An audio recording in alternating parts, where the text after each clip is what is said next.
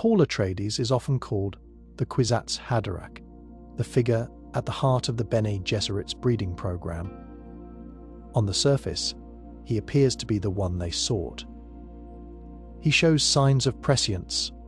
He commands both the Fremen and the Empire, and he reshapes history itself. But a closer look at the story suggests that Paul was never the true Kwisatz Haderach.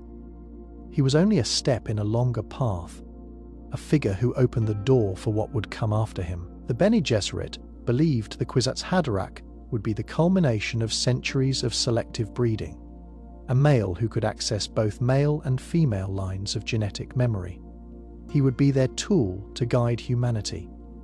Paul showed some of these traits, but he never fulfilled them in the way they imagined. His visions of the future were vast, but they were not perfect. He often described seeing patterns and probabilities, not certainty. His choices were limited, and he admitted more than once that the future trapped him. This is not the image of a fully realized Kwisatz Haderach, but rather of someone standing at the edge of what the prophecy described. Think of it this way: if the Bene Gesserit had been building a machine over thousands of years, Paul was the first test model that worked, but only in part. He was proof that their project had merit, but he also showed its flaws. His rule led to a jihad that spread across the galaxy, something he foresaw but could not stop. If he had truly mastered prescience, he might have found a way to prevent it. Instead, he accepted it as inevitable, which suggests limits on his supposed destiny. The real proof that Paul was not the final product comes with his son, Leto II.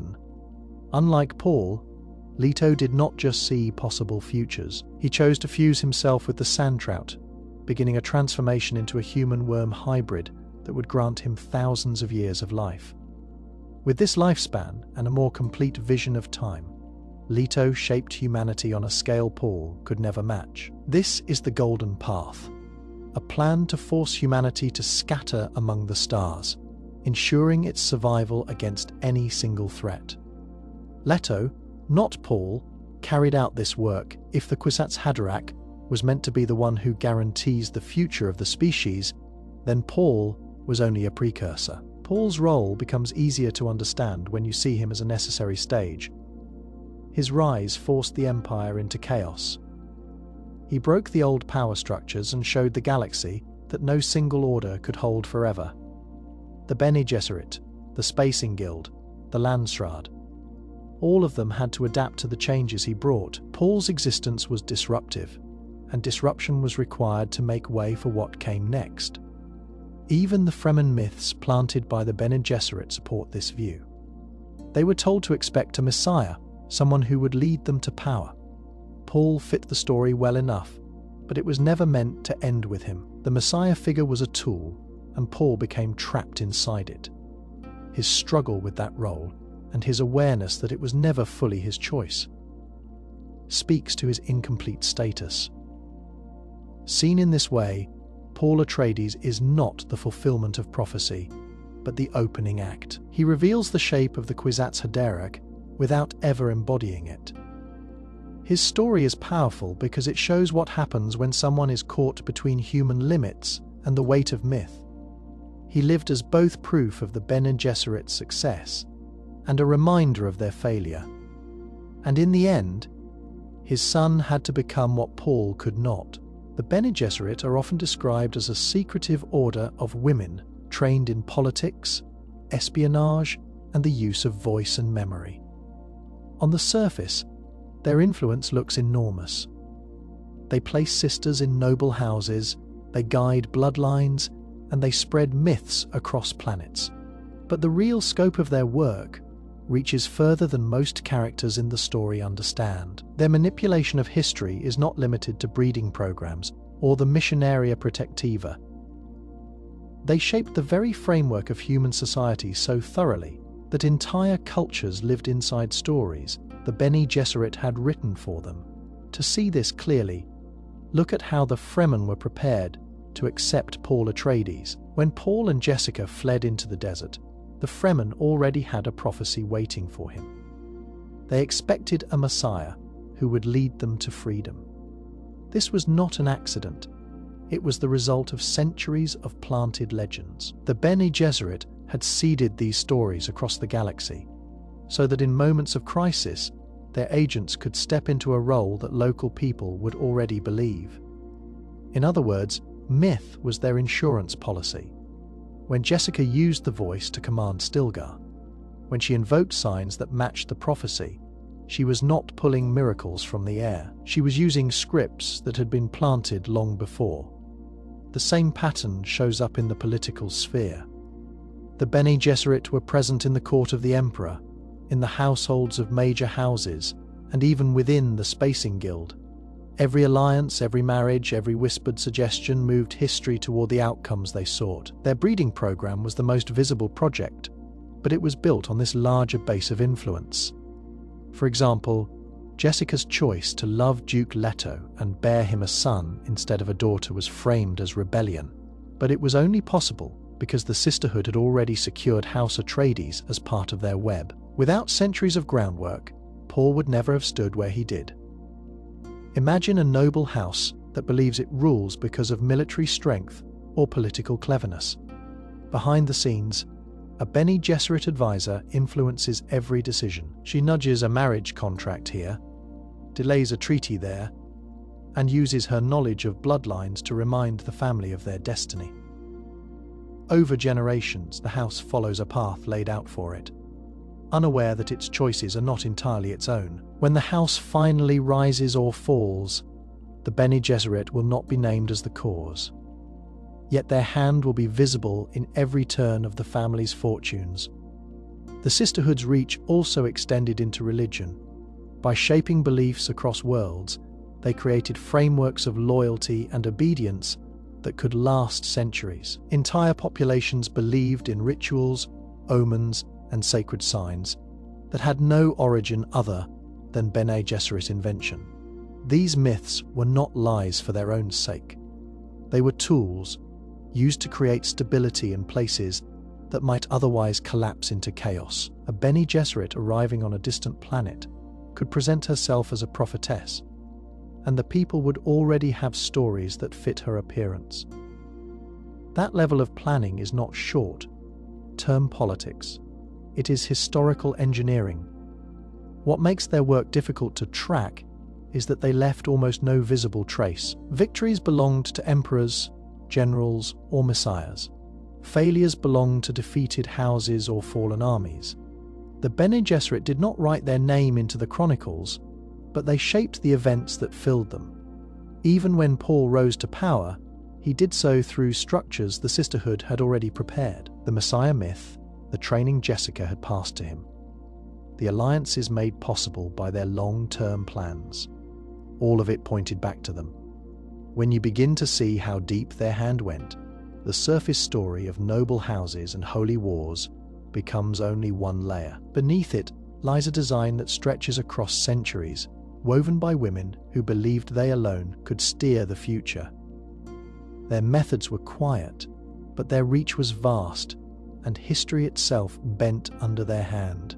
Spice, or melange, is usually described as the most valuable substance in the universe. It extends life, it sharpens awareness, and it makes interstellar travel possible. Empires rise and fall because of it. At first glance, it looks like a resource to be mined and controlled. But when you examine how spice works, it becomes clear that it acts less like an object and more like a living presence. Spice behaves as though it has intent. And in that way, it takes on the qualities of a sentient force, rather than an inert substance. Spice does not appear by chance. It is the result of the life cycle of the sandworms, a cycle tied completely to the ecology of Arrakis. The sand trout protect pockets of water, preventing it from destroying the desert balance. Over time, their interaction creates the pre-spice mass, which erupts on the surface and transforms into melange. This is not simple chemistry. It is a process that requires harmony between the desert, the worms, and the hidden reservoirs beneath the sands. If one piece of this chain breaks, the spice disappears. The process resembles an organism regulating its own survival rather than a raw material waiting to be gathered. Consider how spice affects humans. When consumed, it alters perception. For ordinary people, it grants heightened awareness. For the Bene Gesserit, it opens ancestral memories. For the Spacing Guild, it unlocks prescience, allowing navigators to fold space. Each group believes they are using spice, but another way to view it is that spice is using them. It spreads its influence through dependence. Entire populations become addicted. Entire institutions build themselves around its constant flow. In this way, spice ensures that humanity cannot turn away from it. A simple resource does not bind a civilization so tightly. A sentient force would. The visions Paul Atreides experiences are further evidence. His prescience comes not only from training, but from deep exposure to spice. He describes seeing threads of possible futures, as if the substance itself carries the memory of time. When the Fremen drink the water of life, a product of drowned sandworms, they gain access to the lives of those who came before. That connection to memory, across generations, and even across worlds, suggests that spice records and transmits experience. It behaves less like food or fuel, and more like a mind that shares itself with those who ingest it. Imagine spice as Arrakis speaking to the galaxy.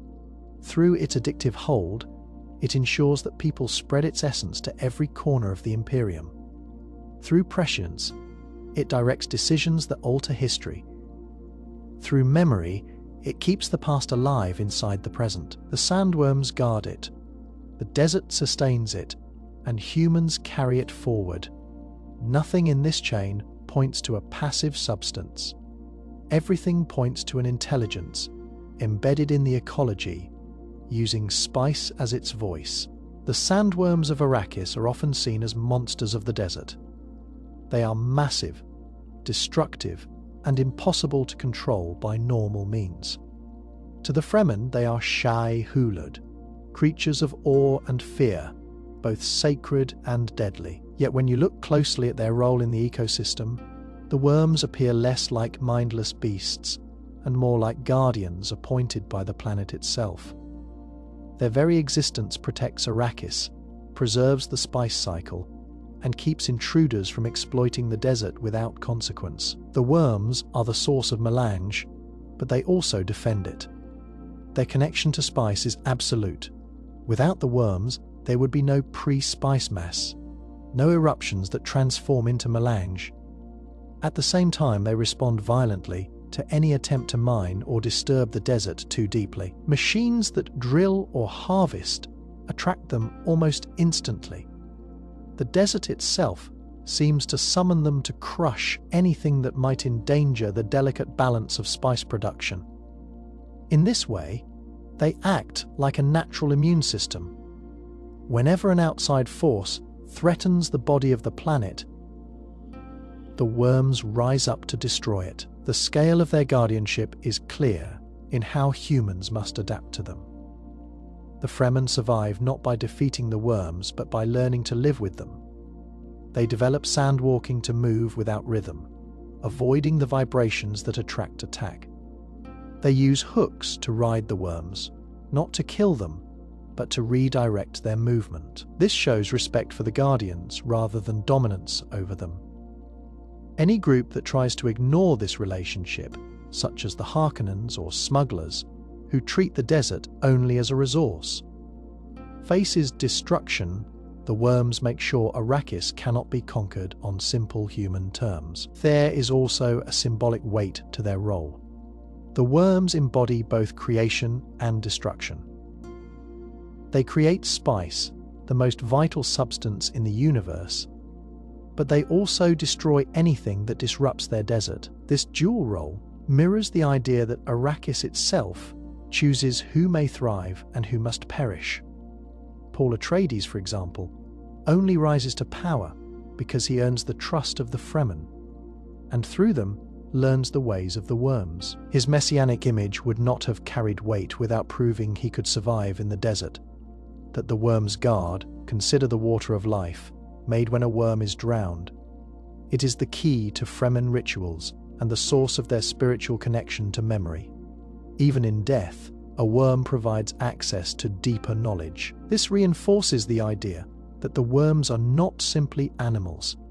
They are extensions of the planet, channels through which Arrakis communicates with its people. Whether alive, destroying intruders, or transformed into sacred water, they maintain their role as guardians. It is the desert enforcing its own rules, reminding humans that they live only by its permission.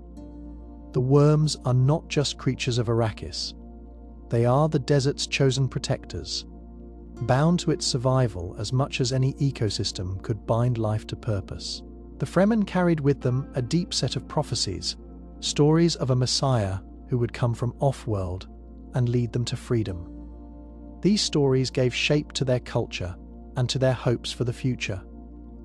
What is often overlooked is that many of these myths did not grow naturally from Fremen experience. They were seeded by the Bene Gesserit through the Missionaria Protectiva. This branch of the sisterhood traveled to distant worlds and planted legends as a way to give their members leverage. If a Bene Gesserit agent ever arrived on one of those worlds, she could step into the role of prophet or chosen one and gain instant trust.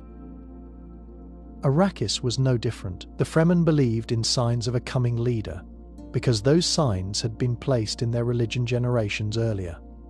When Paul and Jessica fled into the desert, these planted myths became their lifeline. Jessica recognized the language of the prophecy and used it to secure her and her son's place among the Fremen. She spoke of omens that matched the Missionaria Protectiva's work, and the Fremen accepted her words because they already carried the weight of their own belief. At first glance, this looks like pure manipulation.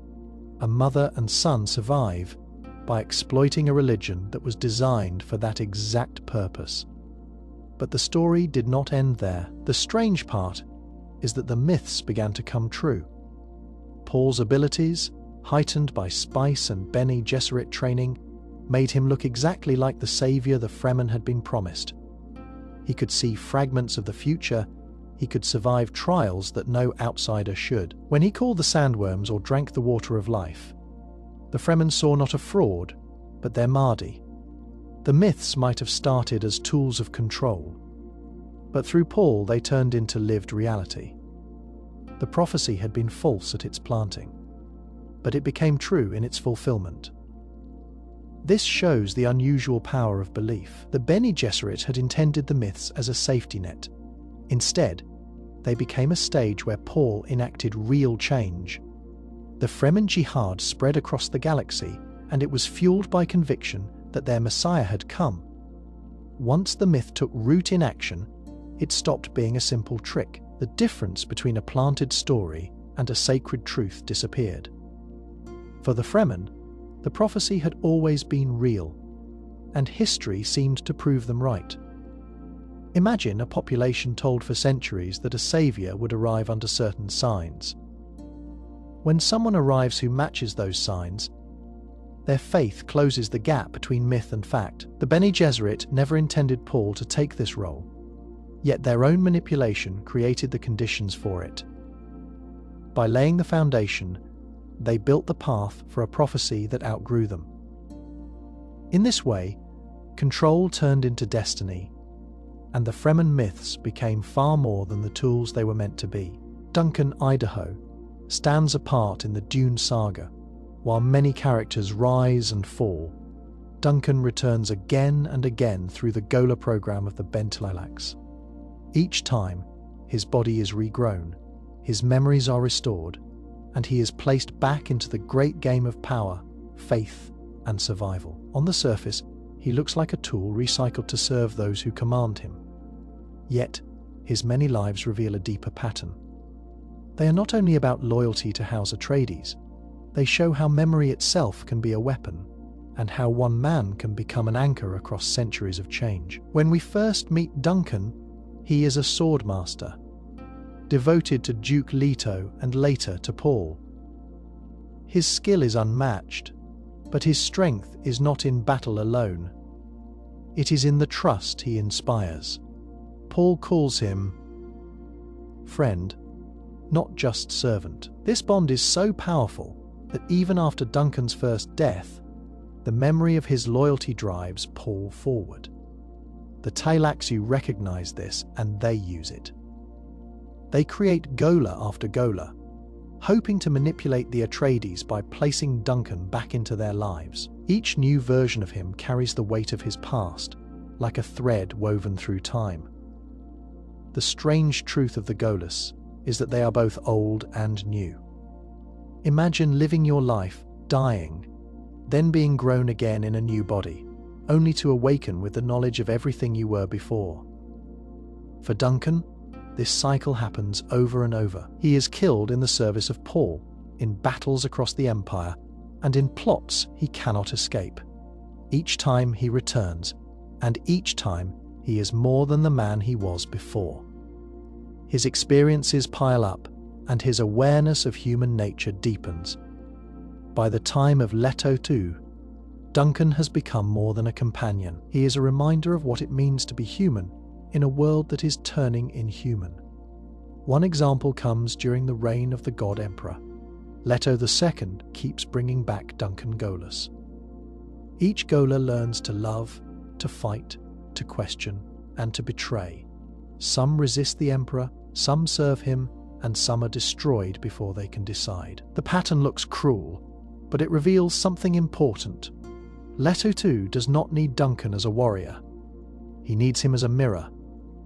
Duncan reflects what the Atreides once stood for: loyalty, compassion, and strength, grounded in humanity. When Leto's reign stretches into thousands of years, Duncan becomes the test subject who keeps the Emperor honest about the cost of absolute power. The hidden truths of Duncan's Golas lie in what they remember and what they question. In one life, he wonders whether the Atreides are still worthy of his loyalty. In another, he sees through the manipulations of the Bene Gesserit and the Tleilaxu.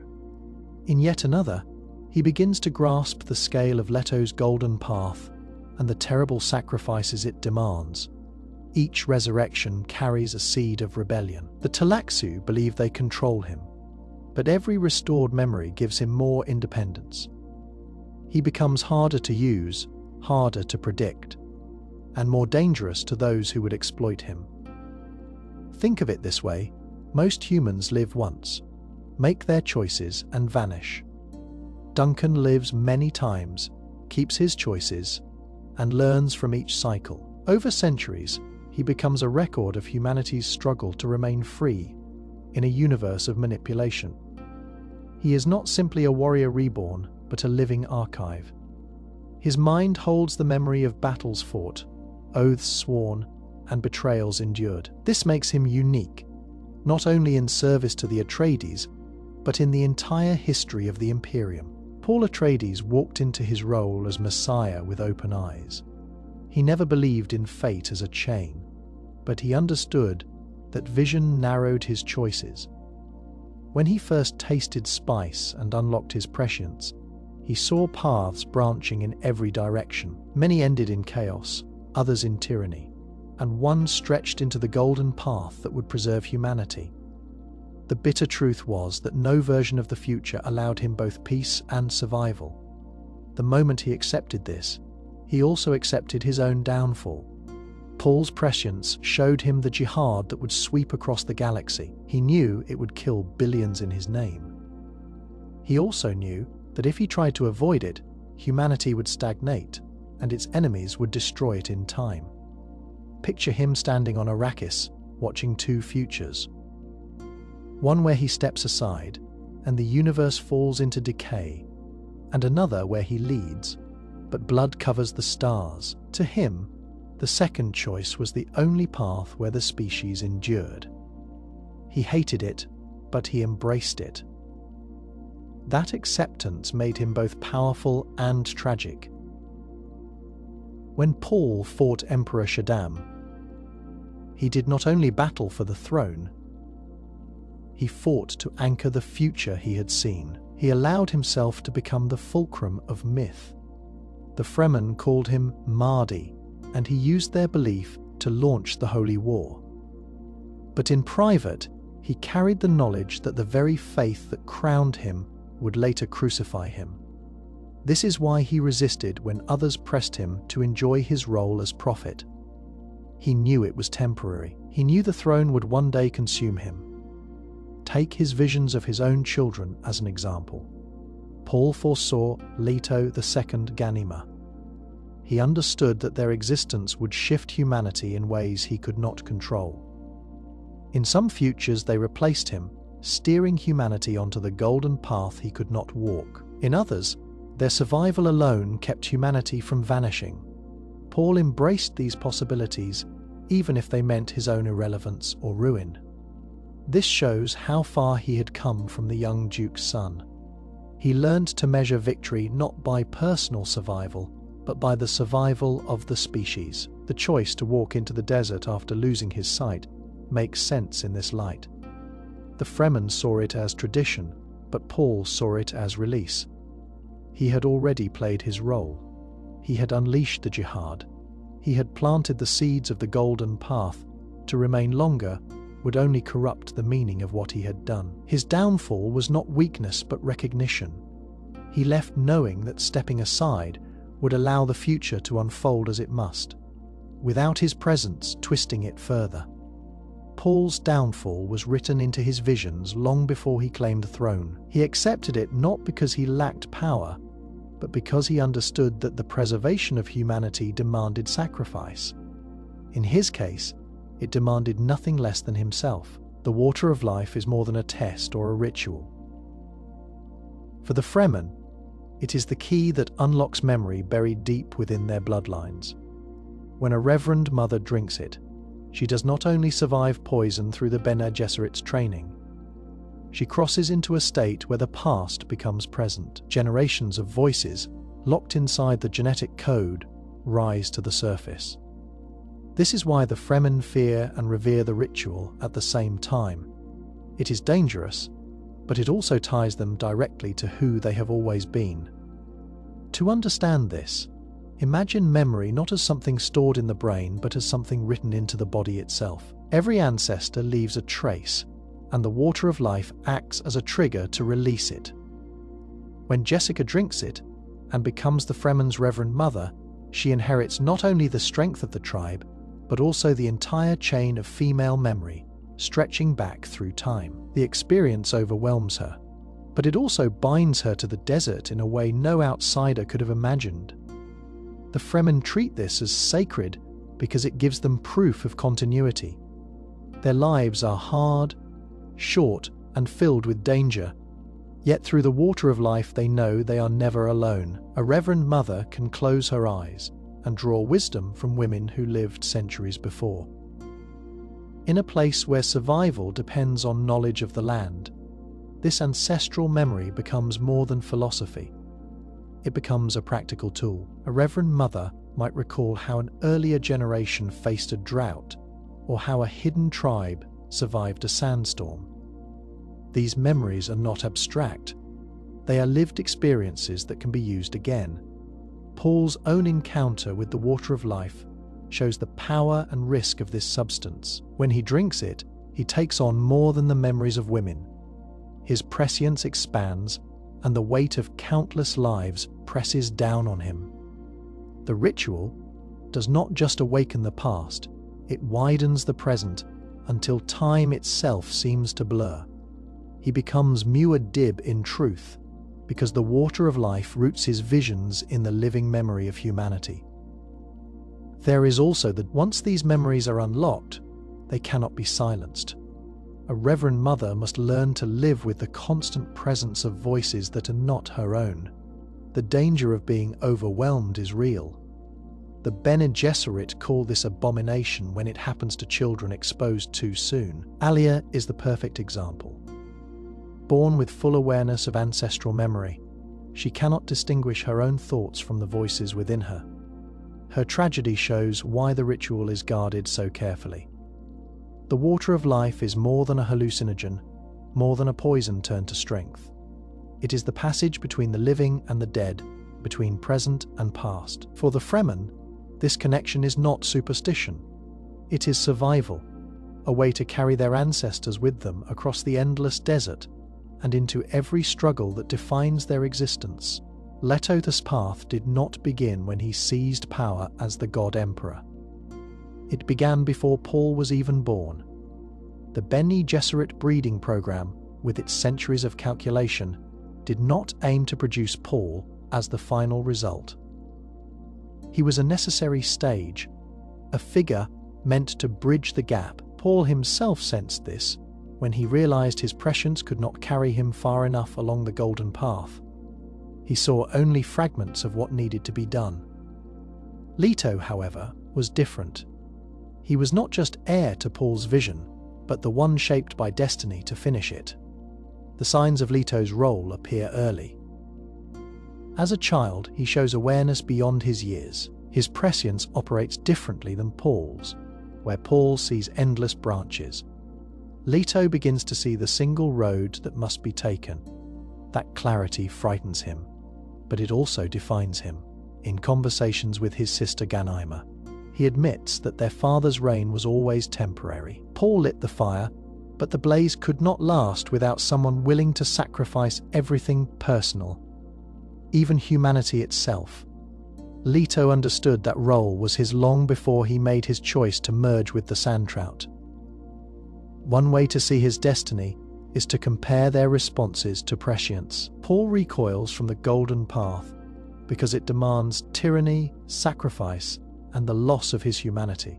He cannot bring himself to wear that burden, so he accepts downfall.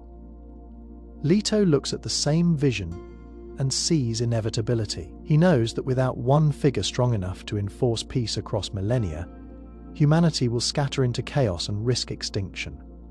Where Paul accepts defeat to preserve his humanity, Leto embraces transformation to preserve the species. This difference marks why destiny points past Paul to his son. Consider the moment when Leto chooses to bond with the Sandtrout. It is not a sudden inspiration.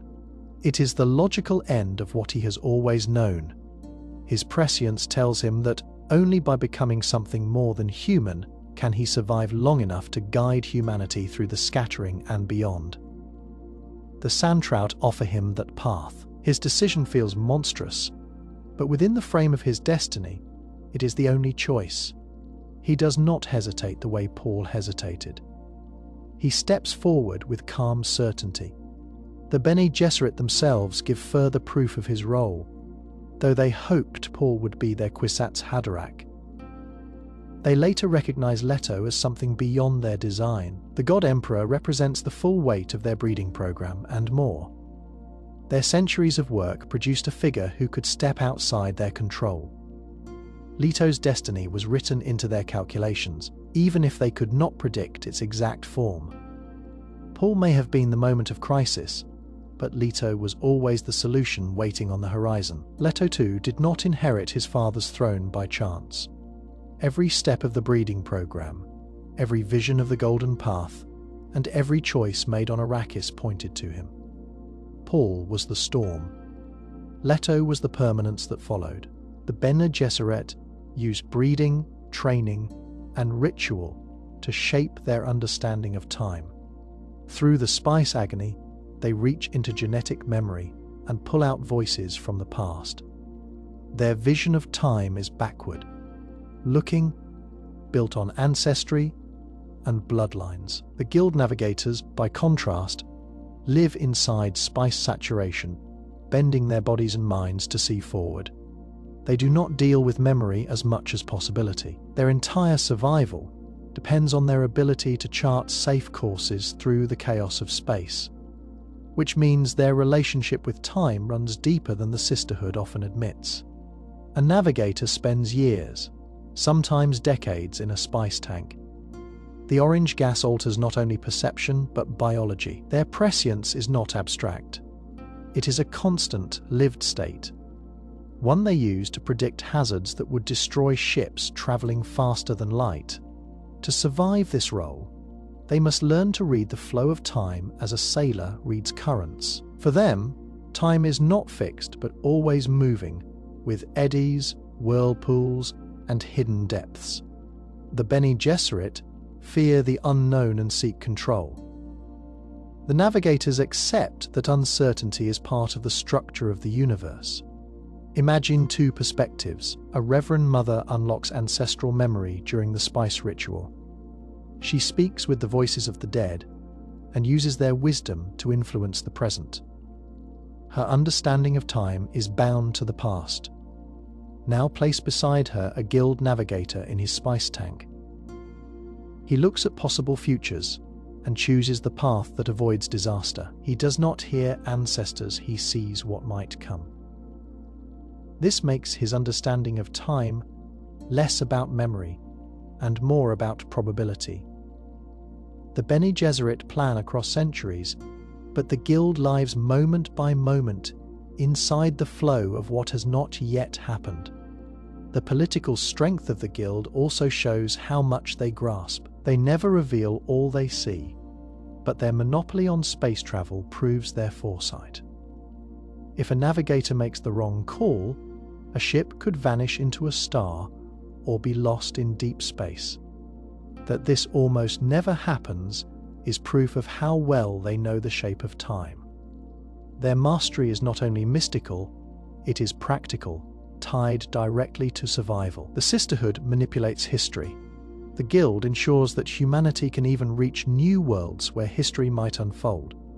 There are hints in the chronicles that navigators see more than they admit. Their constant exposure to spice means they witness possibilities stretching far beyond the flight paths of ships.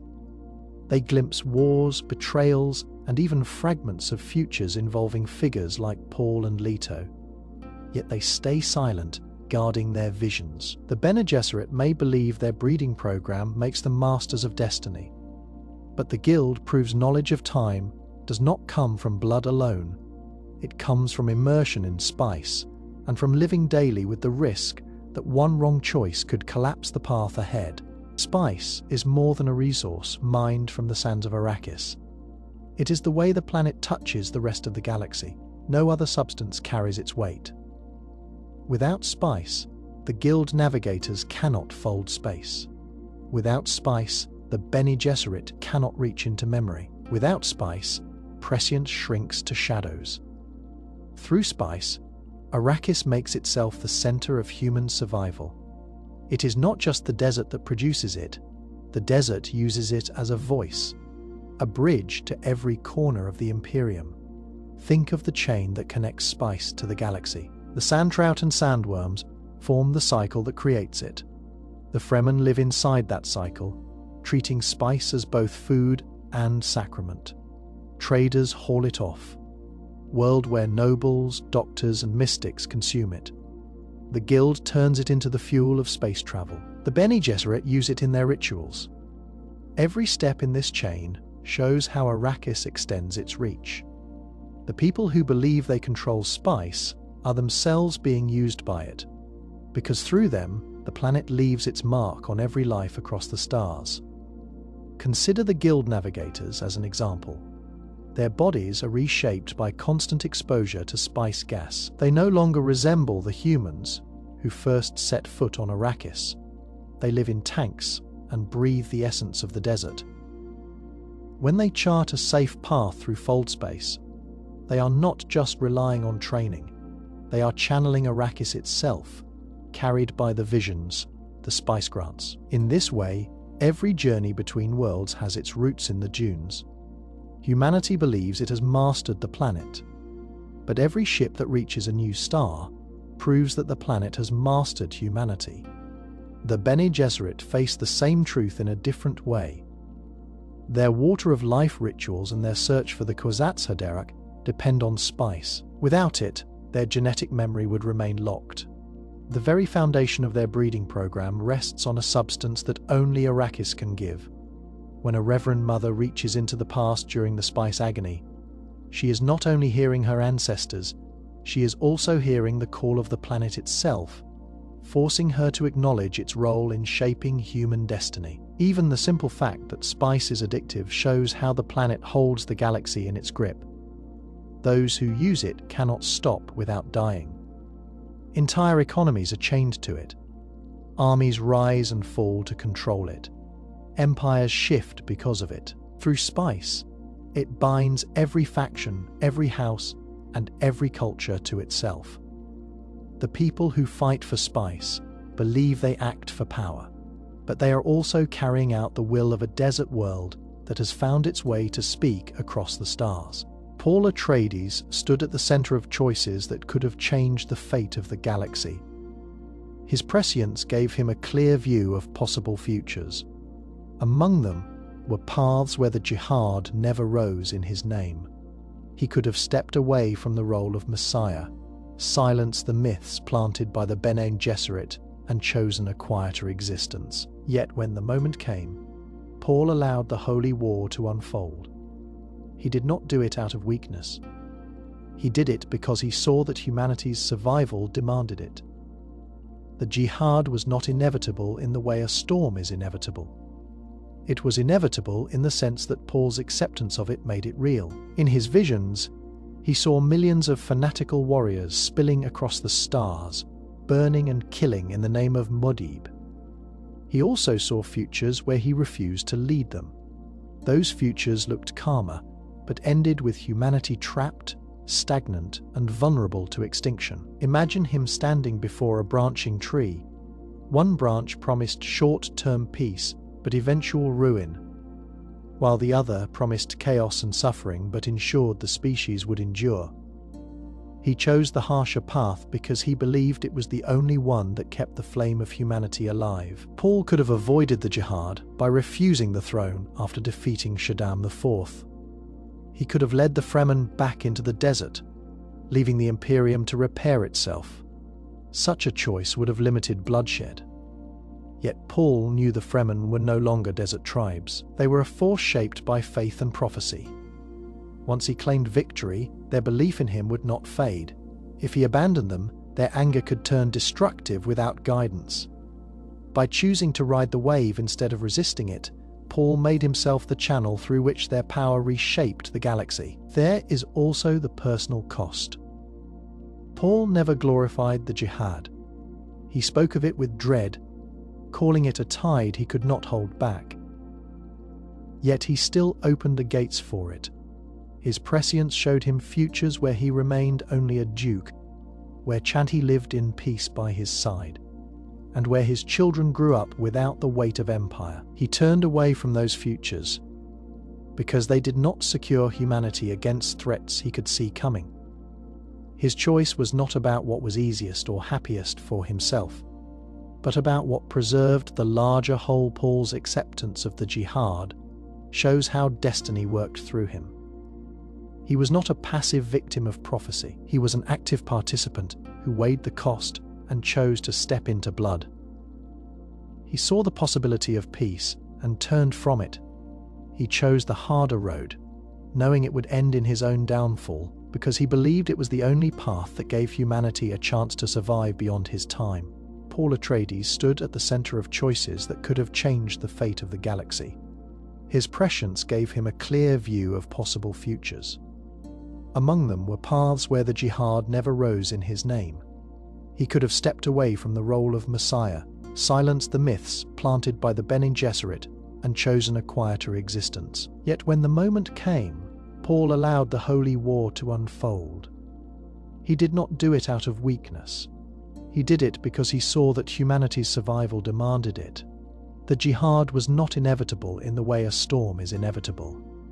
It was inevitable in the sense that Paul's acceptance of it made it real. In his visions, he saw millions of fanatical warriors spilling across the stars, burning and killing in the name of Muad'Dib. He also saw futures where he refused to lead them.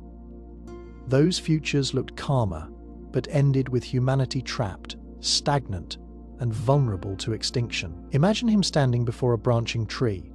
One branch promised short-term peace but eventual ruin, while the other promised chaos and suffering but ensured the species would endure.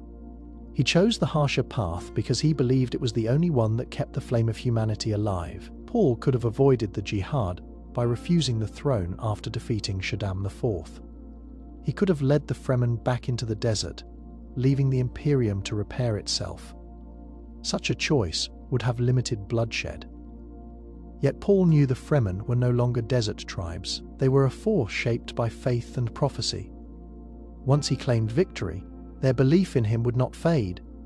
If he abandoned them, their anger could turn destructive without guidance. By choosing to ride the wave instead of resisting it, Paul made himself the channel through which their power reshaped the galaxy. There is also the personal cost. Paul never glorified the jihad. He spoke of it with dread, calling it a tide he could not hold back, yet he still opened the gates for it. His prescience showed him futures where he remained only a duke, where Chani lived in peace by his side, and where his children grew up without the weight of empire. He turned away from those futures because they did not secure humanity against threats he could see coming. His choice was not about what was easiest or happiest for himself, but about what preserved the larger whole. Paul's acceptance of the jihad shows how destiny worked through him. He was not a passive victim of prophecy. He was an active participant who weighed the cost and chose to step into blood. He saw the possibility of peace and turned from it. He chose the harder road, knowing it would end in his own downfall, because he believed it was the only path that gave humanity a chance to survive beyond his time. Chani's role in the saga of Dune is often framed through her love for Paul Atreides, but her true importance lies in the children she bore. Those children carried the weight of prophecy, politics, and survival. From the moment of their conception, they were not ordinary heirs. They were designed by history and by the Bene Gesserit's plans, yet shaped by the harsh realities of Arrakis. Chani herself understood that her children would be more than descendants of a noble house. They were meant to alter the course of the universe. Paul's visions of the future were filled with the images of his children. He saw paths where their lives marked the survival of humanity, and he feared the paths where they became pawns of power. Chani's first pregnancies ended in tragedy, manipulated by the Bene Gesserit and their schemes. Only later, after Jessica gave her the secret knowledge of the sisterhood, did Chani succeed in carrying her twins, Letuta and Ghanima, to life. The difficulty of their birth already signaled their importance. Forces across the Imperium had tried to shape or prevent them, yet they arrived, embodying the fusion of Fremen strength, Atreides' legacy, and Bene Gesserit design. The twins were unique because of their awareness. From birth, they held ancestral memory. Unlike Paul, who unlocked his vision through spice and training, Leto and Ghanima entered the world already burdened, with centuries of voices inside them. This made them both powerful and vulnerable. They had knowledge no other children could possess, but they also risked losing themselves to the tide of memory. Chani's bloodline carried the desert, and Paul's carried the breeding program's weight. Together, those forces created heirs who stood outside normal human limits. Chani's children became the pivot point for the future. Ghanima preserved the Atreides line, grounding it with balance and wisdom. Leto chose a path even Paul could not walk. He saw the golden path with clarity and accepted the cost of following it. By merging with the sand trout, he became something neither human nor worm but both. In doing so, he ensured humanity would scatter across the stars, free from extinction. This was not an accident. It was the fulfillment of what Paul had glimpsed but could not achieve. Chani's children did not simply inherit a throne. They carried the universe into a new age. Think of the impact this had on the Fremen as well. For them, the children of Chani were not only heirs of Muad'Dib, but also the living proof of prophecy. Their existence validated the myths that bound the desert people together and gave them a future beyond Arrakis. For the Bene Gesserit, the twins represented both success and failure. They embodied the breeding program's purpose but they slipped out of control, reshaping history on their own terms. Chani's children stood at the crossroads of destiny, not as passive figures, but as forces who changed the structure of power, belief, and even human evolution. Through them, her legacy extended far beyond her own life, into the survival and transformation of the species itself. The Bene Tleilax thrived in the shadows, while other factions in the Imperium ruled openly through armies, thrones, or trade monopolies. The Tleilax built their influence through schemes hidden from most records. Their official history presents them as opportunists who sold Golas, face dancers, and twisted science to the highest bidder. In truth, their reach extended far beyond those transactions. Their conspiracies were layered, subtle, and often erased before anyone could name them. What is written in the Chronicles is only a fraction of what they planned. One of their greatest tools was the Gola to the outside world. A Gola looked like a product, a regrown body from a corpse, a soldier returned to service, or a familiar face brought back for comfort or manipulation. Yet every Gola carried hidden purposes. Duncan Idaho's repeated rebirth is the most famous example. On the surface, he was returned to serve House Atreides, but each version carried secret conditioning and plans inserted by the Tleilaxu. Some were designed to spy, some to betray, and some to test the limits of loyalty. The fact that so many Duncans appeared across centuries proves that the Tleilax saw him not as a man, but as a key piece in a long, unseen puzzle. Their use of face dancers adds another layer. These shapeshifters could infiltrate courts, armies, or even religious orders without leaving evidence. Imagine a noble house undone, not by open battle, but by an advisor who was never who he claimed to be. Imagine a sister of the Bene Gesserit replaced without the sisterhood discovering it until too late. The Tleilax exploited these possibilities. Most of their work left no trace, which is why recorded history shows only scattered examples. The true scale of their interference is impossible to measure. The Tleilax also conspired through religion. They presented themselves as pious, using ritual and secrecy to mask their intentions. Outsiders often dismissed their prayers as fanaticism, but these rituals reinforced loyalty within their ranks and provided cover for their projects. A secret breeding plan, a hidden laboratory, or a plot against another faction could all be hidden under the veil of religious duty. By the time rivals uncovered what they were doing, the plan was already complete. Even the Guild and the Bene Gesserit, who prided themselves on foresight, often underestimated them. They could undo a leader, not with an army, but with a single Gola placed at the right moment. History records the surface of these events.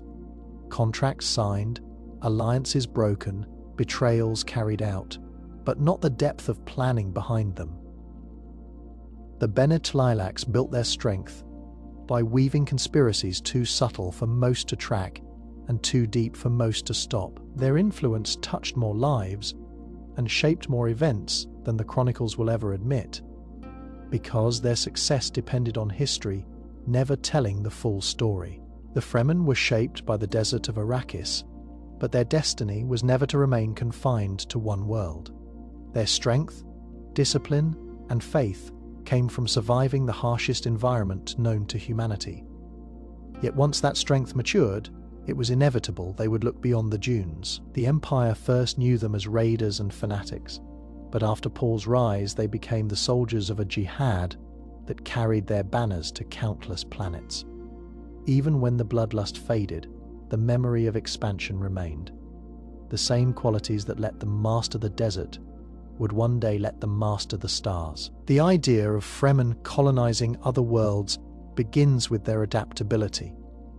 They learn to treat every drop of water as precious, every step in the sand as survival. These lessons made them sharper than most peoples of the Imperium, who lived soft lives under the protection of technology and wealth. Imagine a tribe that could survive where no one else dared to live. Now give them access to spacecraft, spice, and the political momentum of a galactic religion. There is no reason to believe they would stay bound to a single desert once those resources were in their hands. Paul's jihad already proved the point. The Fremen left Arrakis in massive numbers to fight in his wars. In those campaigns, they experienced life beyond the desert, saw new worlds, and learned to shape foreign terrain, as they once shaped dunes. Some returned, but many stayed. Even in recorded history, there are hints of Fremen enclaves scattered across the Imperium after the Great Conquests. These early settlements were only the beginning of a longer process that stretched past Paul's reign. Leto III expanded this path further. Under his rule as the God Emperor, humanity was prepared for the scattering, the Great Migration beyond the known empire. When the scattering began after his death, countless groups fled into uncharted space. Among them were Fremen and their descendants. They carried their rituals, their discipline, and their desert-born faith into places Arrakis had never touched. What the jihad started, the scattering multiplied. The Fremen, once bound to the sands of a single planet, became a seed people scattered across the galaxy. Consider the symbolism of their dream to transform Arrakis itself. They imagined a future where the desert would bloom with life, where water would no longer be hoarded in stillsuits and sietches. That dream shows they never saw themselves as tied forever to dunes and scarcity. If they could envision remaking a planet, they could also envision leaving one behind. Colonization was simply the next extension of their will to survive and thrive. The Fremen were forged by Arrakis, but they were never meant to be contained by it. Once the galaxy opened to them, their traditions and resilience ensured that they would plant themselves far beyond the desert that first gave them strength. Paul Atreides lived with the weight of prescience. From the moment his visions opened before him, he saw not one future but many. Some were filled with triumph, others with disaster. But the ones that haunted him most were those where he became the tyrant he swore never to be. These futures did not show him ruling with wisdom and restraint. They showed him wielding power so absolute that it crushed the very people who believed in him. The tragedy of Paul is that he could see the shape of those destinies long before they unfolded, and still he was drawn into them. Paul's rise as Muad'Dib gave him everything needed to slip into tyranny. The Fremen revered him as their messiah. They believed his every word was prophecy.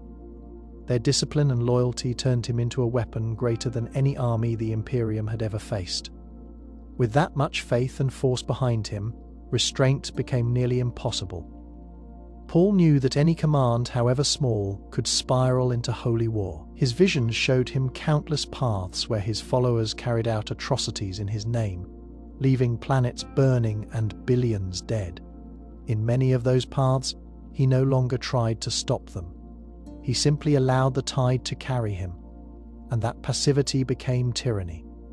Consider how prescience itself pushed him toward that role. Unlike ordinary rulers, Paul could see the probable outcomes of every decision. When you already know the consequences, hesitation feels like weakness. He foresaw battles where resistance crumbled before Fremen blades, and he foresaw political rivals bowing under the pressure of his empire. The danger lay in how easy it was to accept those futures. Once a man stops questioning whether his actions are right and begins relying only on inevitability, he risks becoming a tyrant who justifies cruelty as necessity. Paul feared that habit in himself because he felt how seductive it could be. There were moments when he tried to turn away. He considered abandoning the throne after Shaddam's fall. He considered leaving the Fremen to rule themselves while he disappeared into obscurity.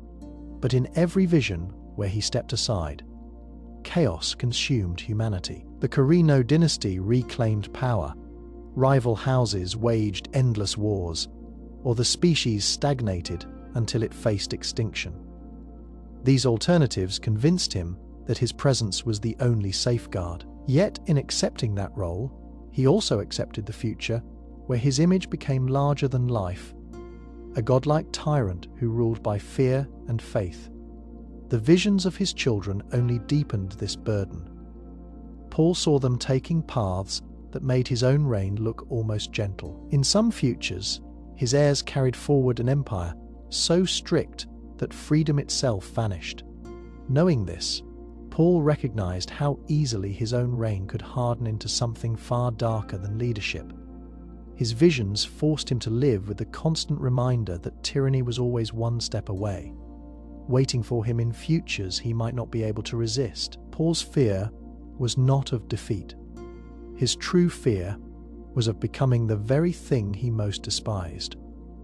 He saw the throne turning into a prison, and in many futures, he let the bars close around him. The sandworms of Arrakis are often seen as a natural part of the desert, but their scale and mystery suggest something more.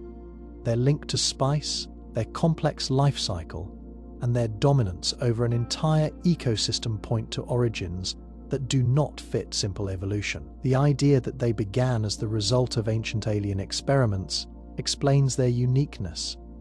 It places them within a larger frame, where Arrakis itself becomes not just a planet, but the site of a long-forgotten attempt to engineer life that could shape the galaxy.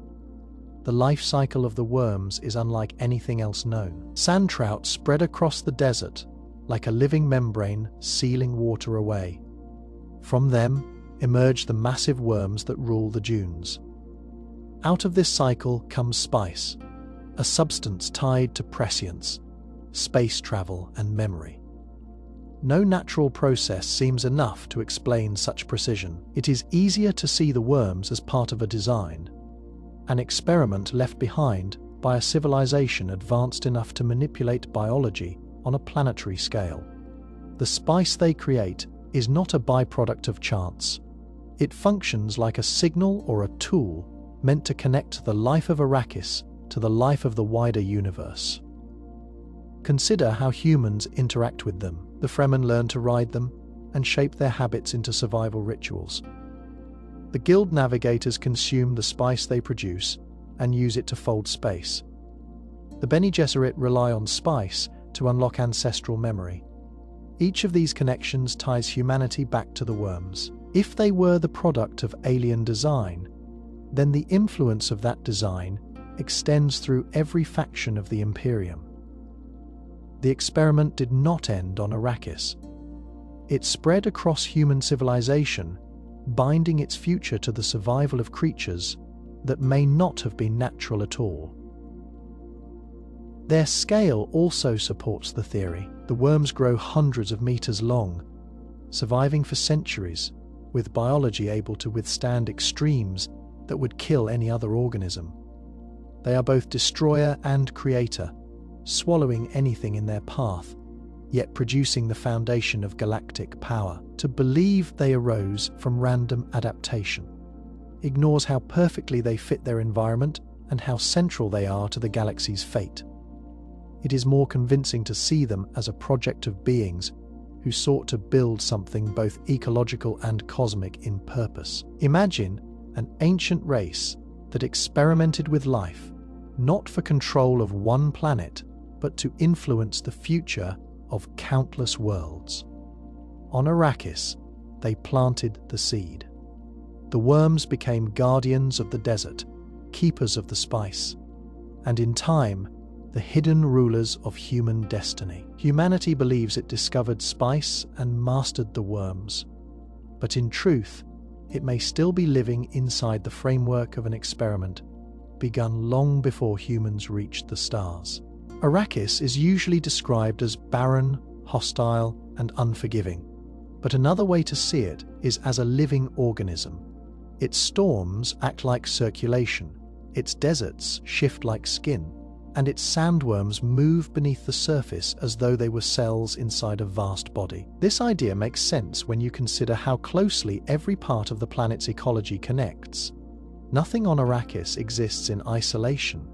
The worms, the sand trout, the spice, and even the desert storms all serve roles that resemble the functions of organs working together to sustain life. The sandworms are the most striking part of this living system. Their life cycle shapes the planet itself. Sand trout spread under the surface, blocking water from pooling, as if sealing off veins that might poison the body. From them, worms grow, massive and relentless, turning sand into a shifting sea. The worms create the spice through their metabolic processes, and spice, in turn, ties the planet to the wider galaxy.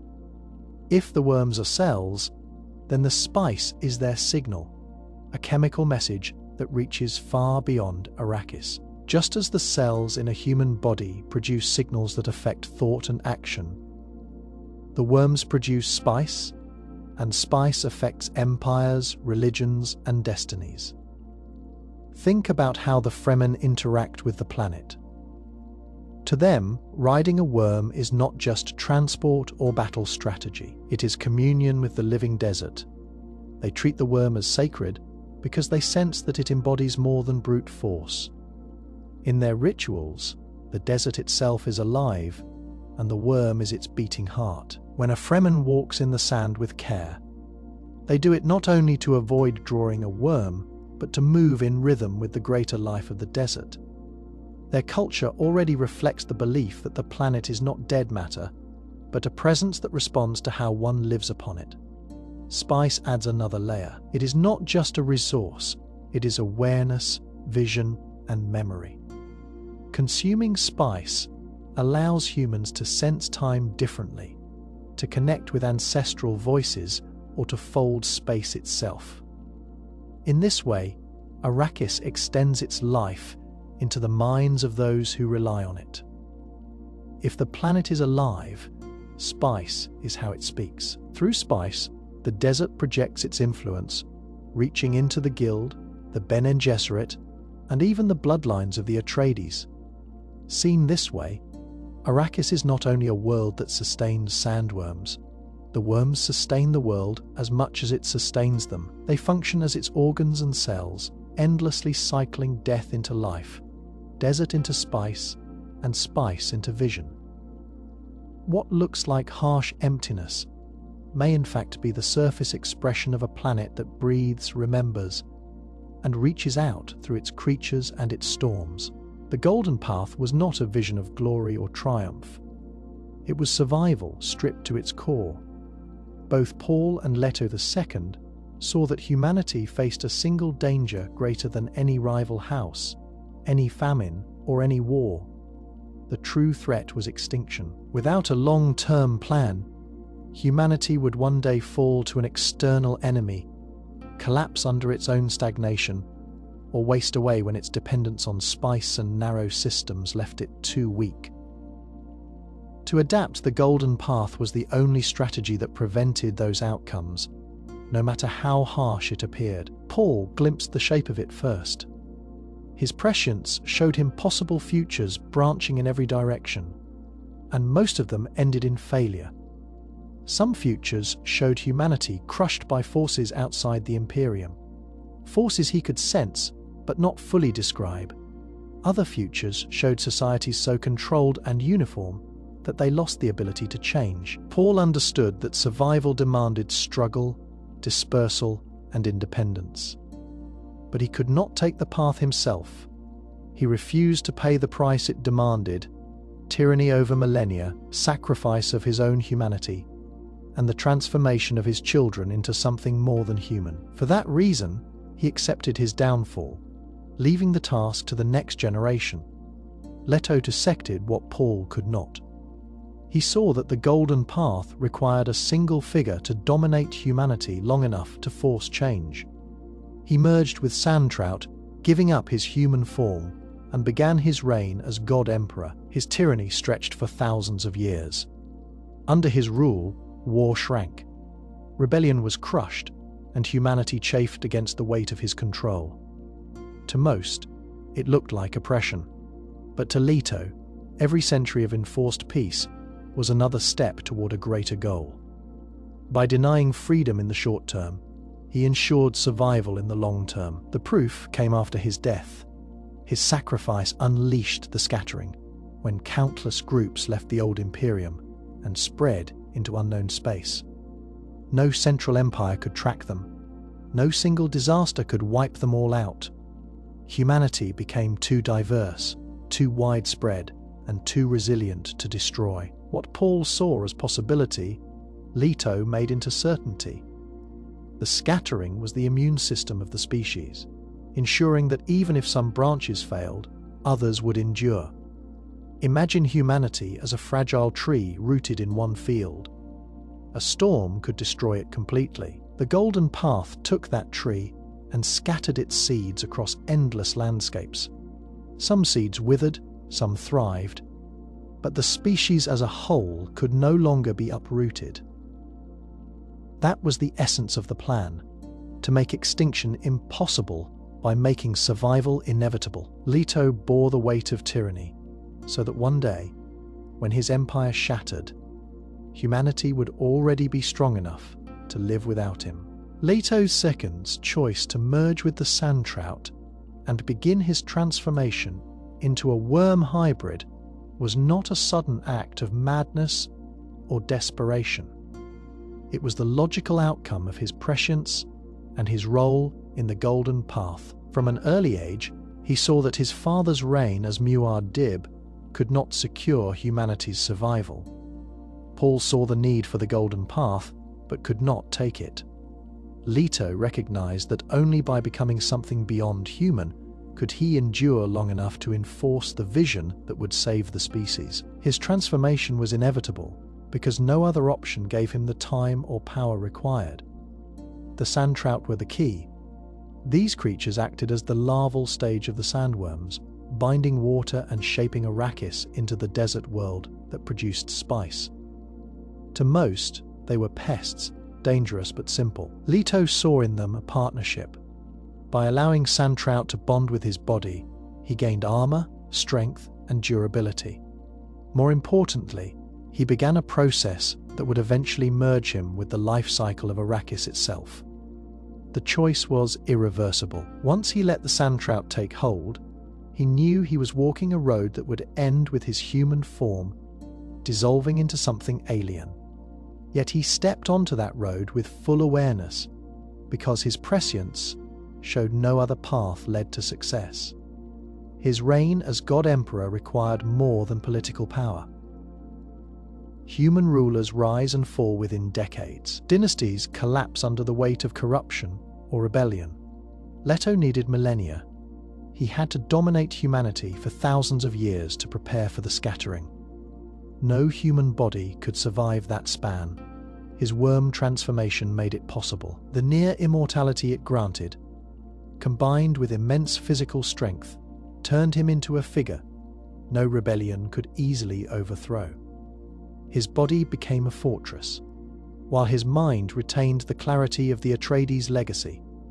The inevitability of his change can be seen in the way he spoke of it even as a child. Leto and Ghanima knew from birth that their lives carried more weight than ordinary heirs. Their prescience gave them glimpses of futures where they remained human. But those futures ended in collapse.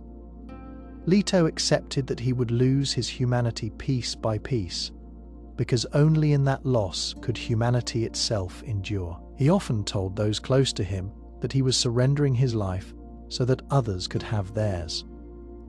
The worm transformation was not a curse placed upon him.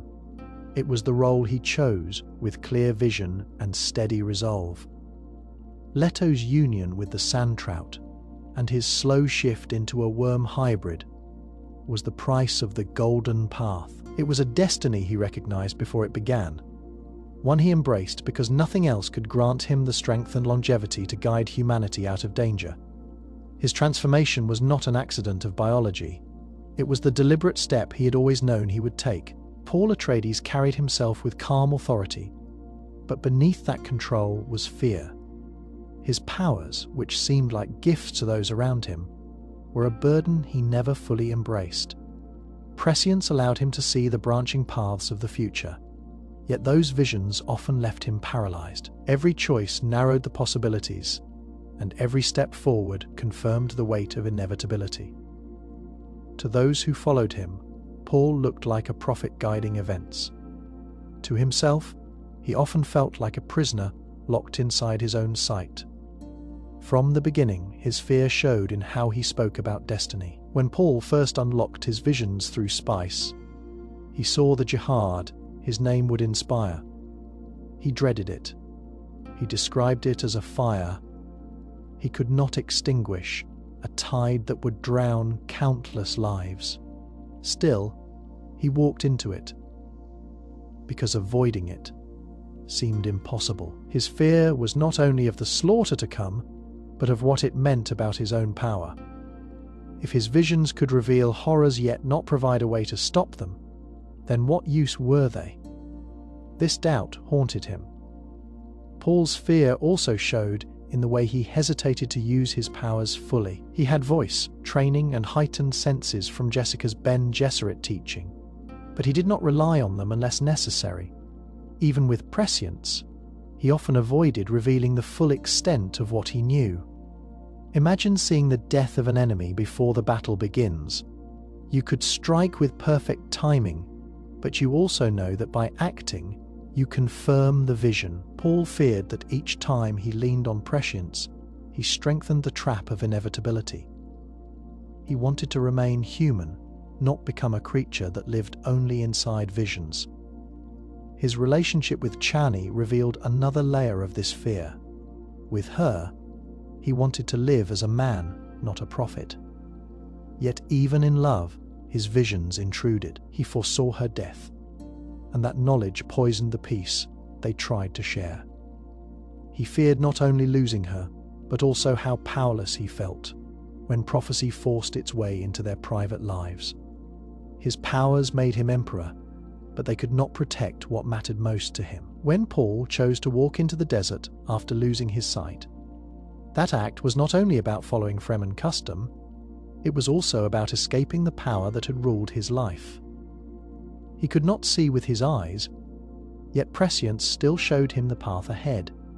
To live longer meant to remain bound to visions he no longer wanted. His departure was a way of stepping away from powers that had both elevated and consumed him. Paul's fear was quiet, hidden beneath the image of Muad'Dib. He never spoke of it openly to the masses who worshipped him, but his actions, his hesitations, and his ultimate choice to step aside all reveal a man who knew his powers too well. They were never the blessing others imagined. For Paul, they were a burden that brought more fear than comfort. Gurney Halleck was best known as a warrior, a loyal retainer of House Atreides, and a man whose balisette carried songs of grief and defiance. To most, he seemed like the image of straightforward loyalty, a soldier who fought with courage and sang with heart. Yet Gurney's closeness to Jessica and Paul placed him in a position to learn more than he ever admitted. Over time, he gathered fragments of Bene Gesserit's secrets, enough to understand their reach and their manipulations, even if he never voiced it openly. His mistrust of Jessica in the early days on Arrakis reveals this awareness. When House Atreides fell to the Harkonnens, Gurney believed Jessica had betrayed them. That suspicion did not spring from ignorance, but from his understanding of the sisterhood's hidden ways. He knew the Bene Gesserit were not simply companions or wives, but women trained in manipulation, politics, and genetic schemes. For him to suspect Jessica so deeply, he must have already known that she carried ties stronger than those of a concubine. His error lay not in assuming she had secrets, but in misjudging where her loyalties truly rested. During the years of struggle with Paul in the desert, Gurney saw firsthand how Jessica used voice, how she handled the Fremen, and how she guided Paul with subtle lessons. These were not things a common soldier could miss. Gurney was not trained in Bene Gesserit methods, but he was shrewd. He had lived too long in a world of intrigue not to recognize manipulation when he saw it. Though he remained devoted, he carried a quiet understanding that Paul's rise was shaped not only by destiny, but by Jessica's hidden hand. There are moments in the saga when Gurney speaks with a sharpness that hints at this knowledge. He challenges Jessica, questioning her influence on Paul. He does so, not as a simple man bewildered by powers he cannot name, but as someone who grasps their significance. He does not expose her, but he holds her accountable. His respect for her does not blind him. That balance shows that he knew enough of the sisterhood's secrets to see her clearly, beyond the mask she wore before others. Gurney's survival itself is another clue. Through the fall of House Atreides, through exile and rebellion, he endured. His strength with the sword explains part of it, but his ability to read people explains the rest. Knowing more of the Bene Gesserit's ways than he admitted helped him navigate dangers that would have destroyed men less perceptive. He may not have mastered their disciplines, but he recognized them, and that recognition gave him an edge.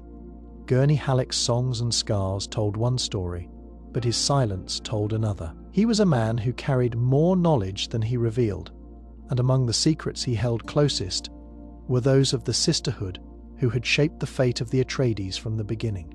The Imperium built itself on spice as if it were eternal.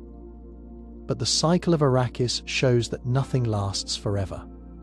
Spice comes from the worms, and the worms come from a fragile chain of life that depends on the desert's balance. Break that balance, and the cycle ends. The truth no one wants to face is that spice will one day vanish.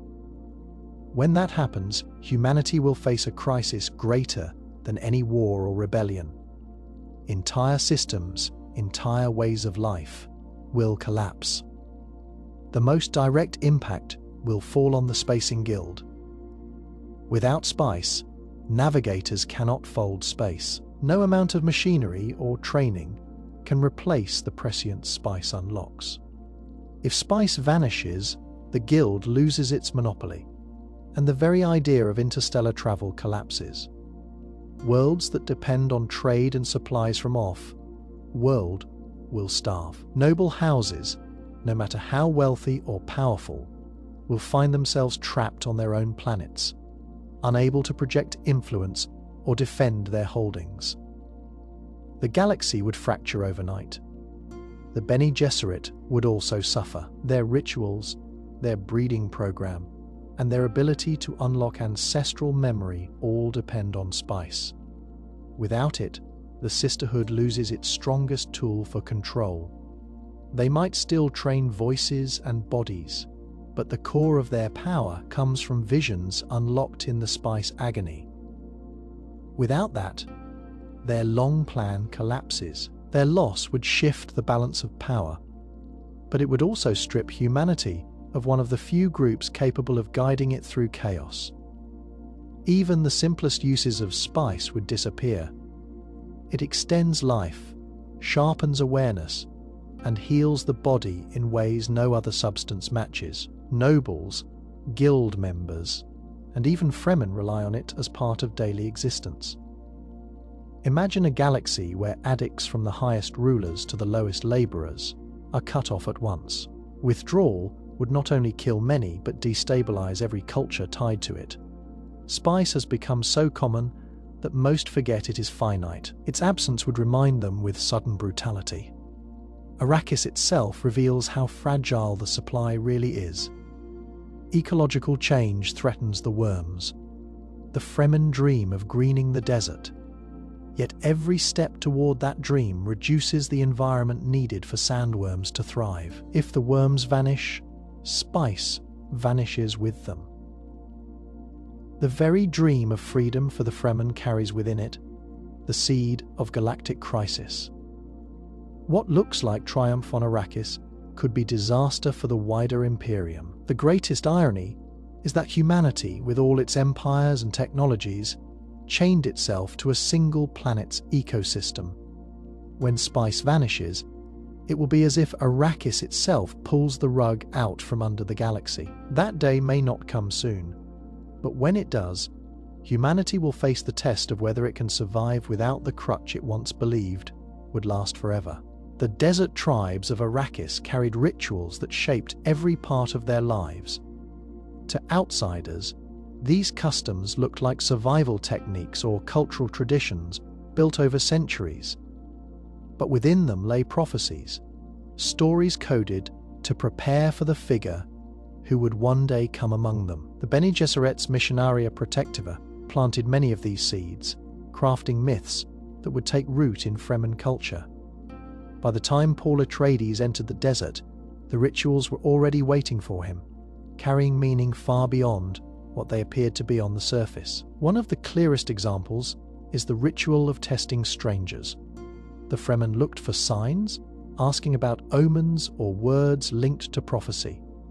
Outsiders thought this was superstition, but for the tribes, it was a system designed to recognize the Mahdi. When Paul and Jessica encountered them, the words and gestures of the tribe aligned almost perfectly with what the Bene Gesserit had prepared.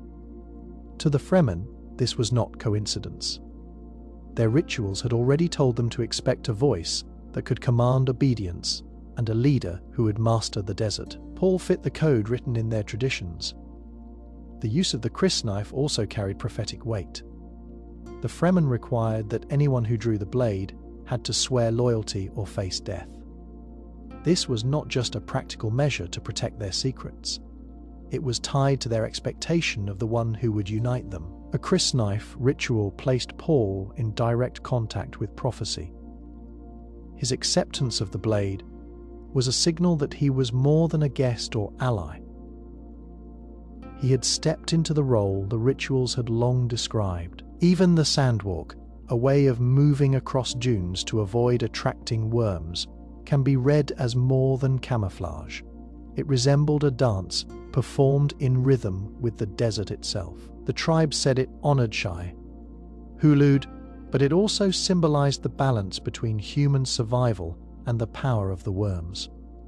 In Paul's rise, the sandwalk became a metaphor for his role, moving in harmony with forces greater than himself, guiding the Fremen through dangers that others could not face. The most powerful ritual was the spice orgy led by the Reverend Mothers. When Jessica transformed the water of life, the tribe experienced a shared vision of connection across time. These ceremonies reinforced the belief that the Mahdi would come through both bloodline and vision. When Paul later survived his own trial with the water of life, the coded prophecy of the ritual was fulfilled. The tribe saw in him not only survival but the embodiment of the destiny their ceremonies had carried in secret. The desert tribes may have appeared to outsiders as simple survivalists, but their rituals contained a map of prophecy. They were practices designed to recognize Paul, to prepare the people for him, and to frame his arrival as inevitable. Through those coded acts, the Fremen lived each day as if they were already waiting for him to step out of the desert.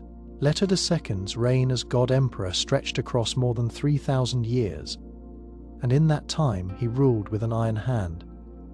His empire was marked by absolute control. He restricted travel, crushed rebellions, and left little room for freedom. To those who lived under him, his rule often felt like tyranny. Yet this same tyranny was the mechanism of salvation.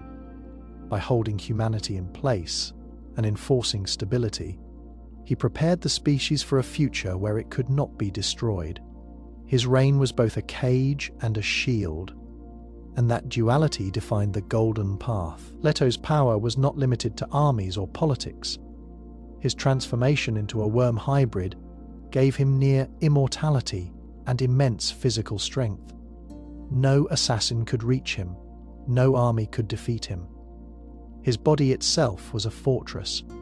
Combined with his prescience, this made him untouchable. The knowledge that their ruler could see threats before they unfolded and destroy them with ease left most subjects resigned to obedience. Tyranny was not just a choice, it was unavoidable, because no resistance could succeed. But Leto's purpose was larger than control for its own sake. His prescience showed him that humanity faced extinction if it remained clustered, stagnant, and dependent on spice. Only by forcing humanity into a long period of frustration and suppression could he prepare it to scatter when his rule finally ended. The people of his empire saw only oppression. They lived under his decrees, their ambitions curtailed, their lives shaped by a power they could not challenge. Yet Leto endured their hatred because he knew that this suffering was the only way to ensure humanity's survival. Consider the restrictions he placed on travel. The guild could fold space, but Leto controlled the spice and therefore controlled them. He limited the movement of peoples, forcing humanity into a kind of enforced patience. The surface effect was stagnation. Beneath that, however, pressure built over generations. Frustration turned into a restless energy that could not be contained forever. When he finally died, that pressure exploded in the scattering, sending humanity outward in waves too vast to be destroyed. What his subjects experienced as tyranny was in truth the preparation for this release. Leto also used his rule to shape culture. He tolerated religions that worshipped him because they reinforced his authority. But he also guided humanity's memory of the past. He turned himself into both God and emperor, a figure so overwhelming that when he was gone, people were forced to redefine themselves. This was not mercy, it was design. By dominating every aspect of life, he ensured that humanity would not simply continue as before once he was gone. They would be forced to adapt, to break free, and to survive in ways they had not imagined.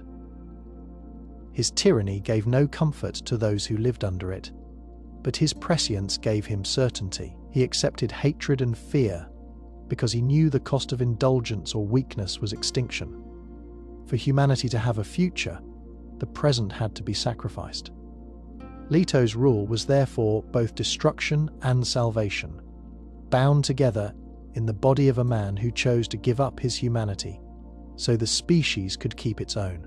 The spice cycle on Arrakis is not random. It is the product of a delicate balance between life and death in the desert. Every stage of the cycle depends on another, and together they form a system that sustains both the planet and the wider galaxy. Without the sand trout, there would be no sandworms. Without sandworms, there would be no spice. Without spice, the Imperium itself would collapse.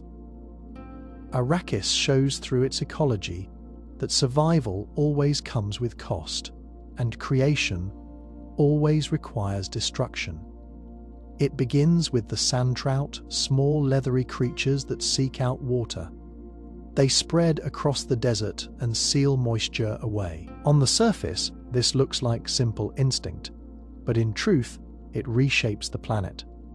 By trapping water, sand trout keep Arrakis dry, building the conditions where the worms can thrive. This act destroys what most species would need to live, but it also creates the foundation for something greater. Life is sacrificed in one form so another can rise. From the sand trout come the giant worms. These creatures dominate the desert, swallowing anything in their path, yet they are also the source of spice. When sand trout and water interact in the right conditions, they create the pre-spice mass, a volatile bubble deep in the sands. When it explodes to the surface, it leaves behind spice.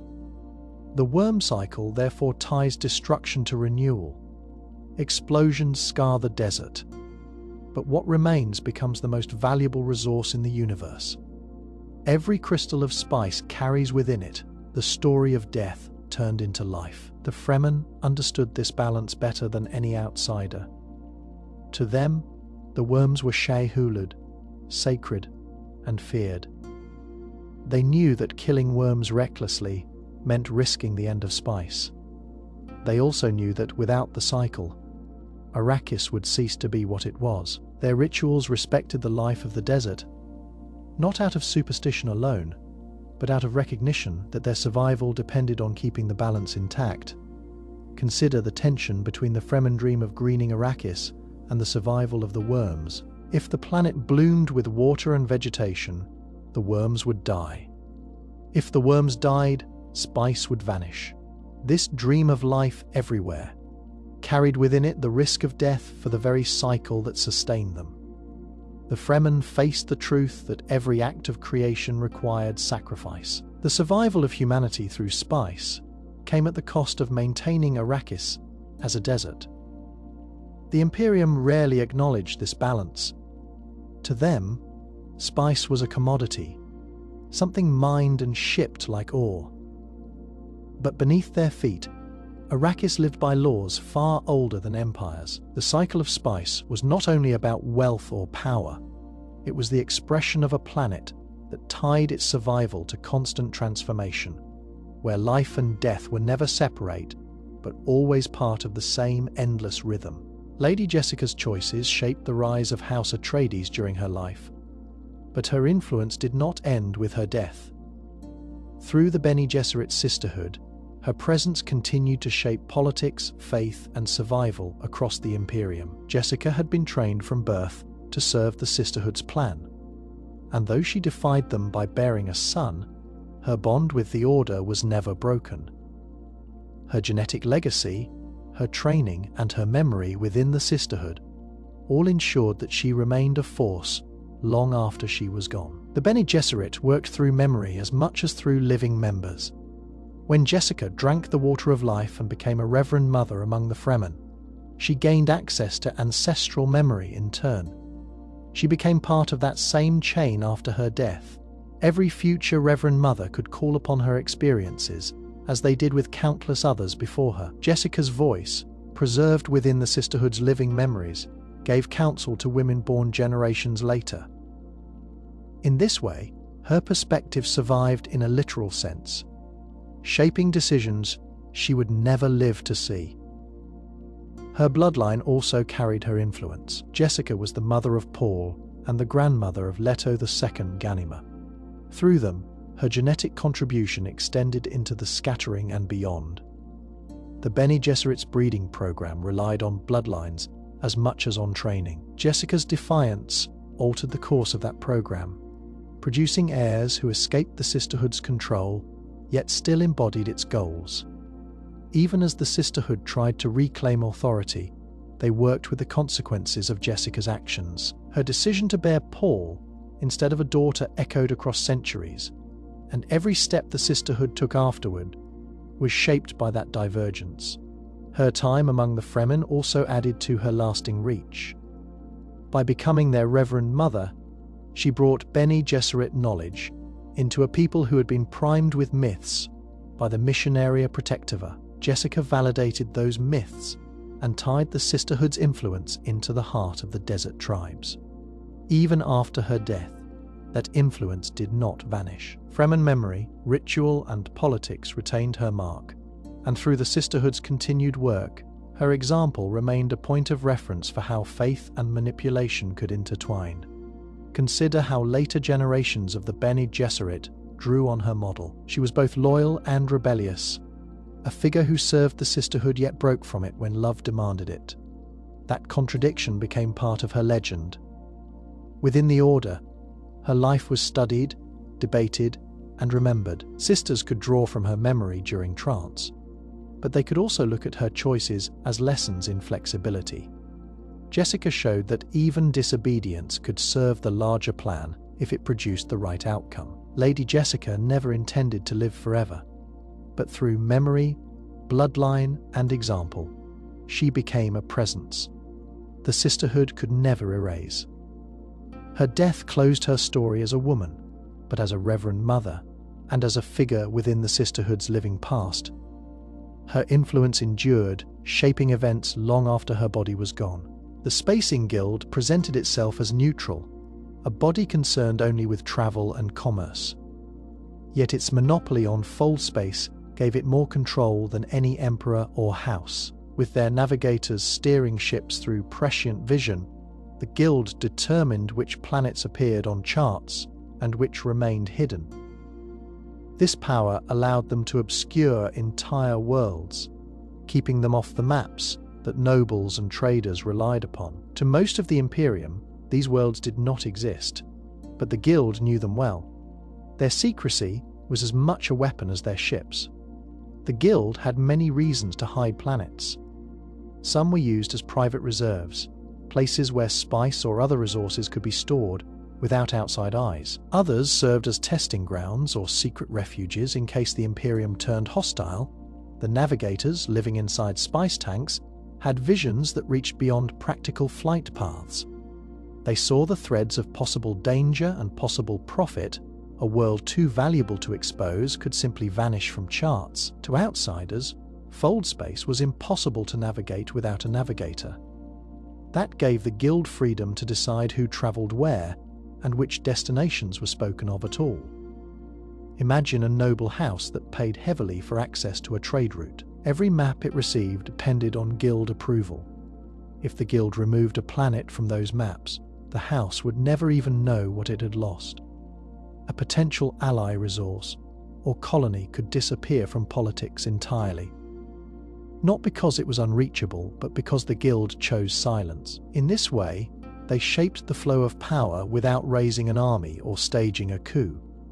Their silence determined what the Imperium believed was real. There are hints that the guild also hid planets to protect themselves from prescient rivals like Paul Atreides and later Leto II by cloaking certain worlds from common knowledge. They created safe havens where their influence might survive even if empires rose and fell.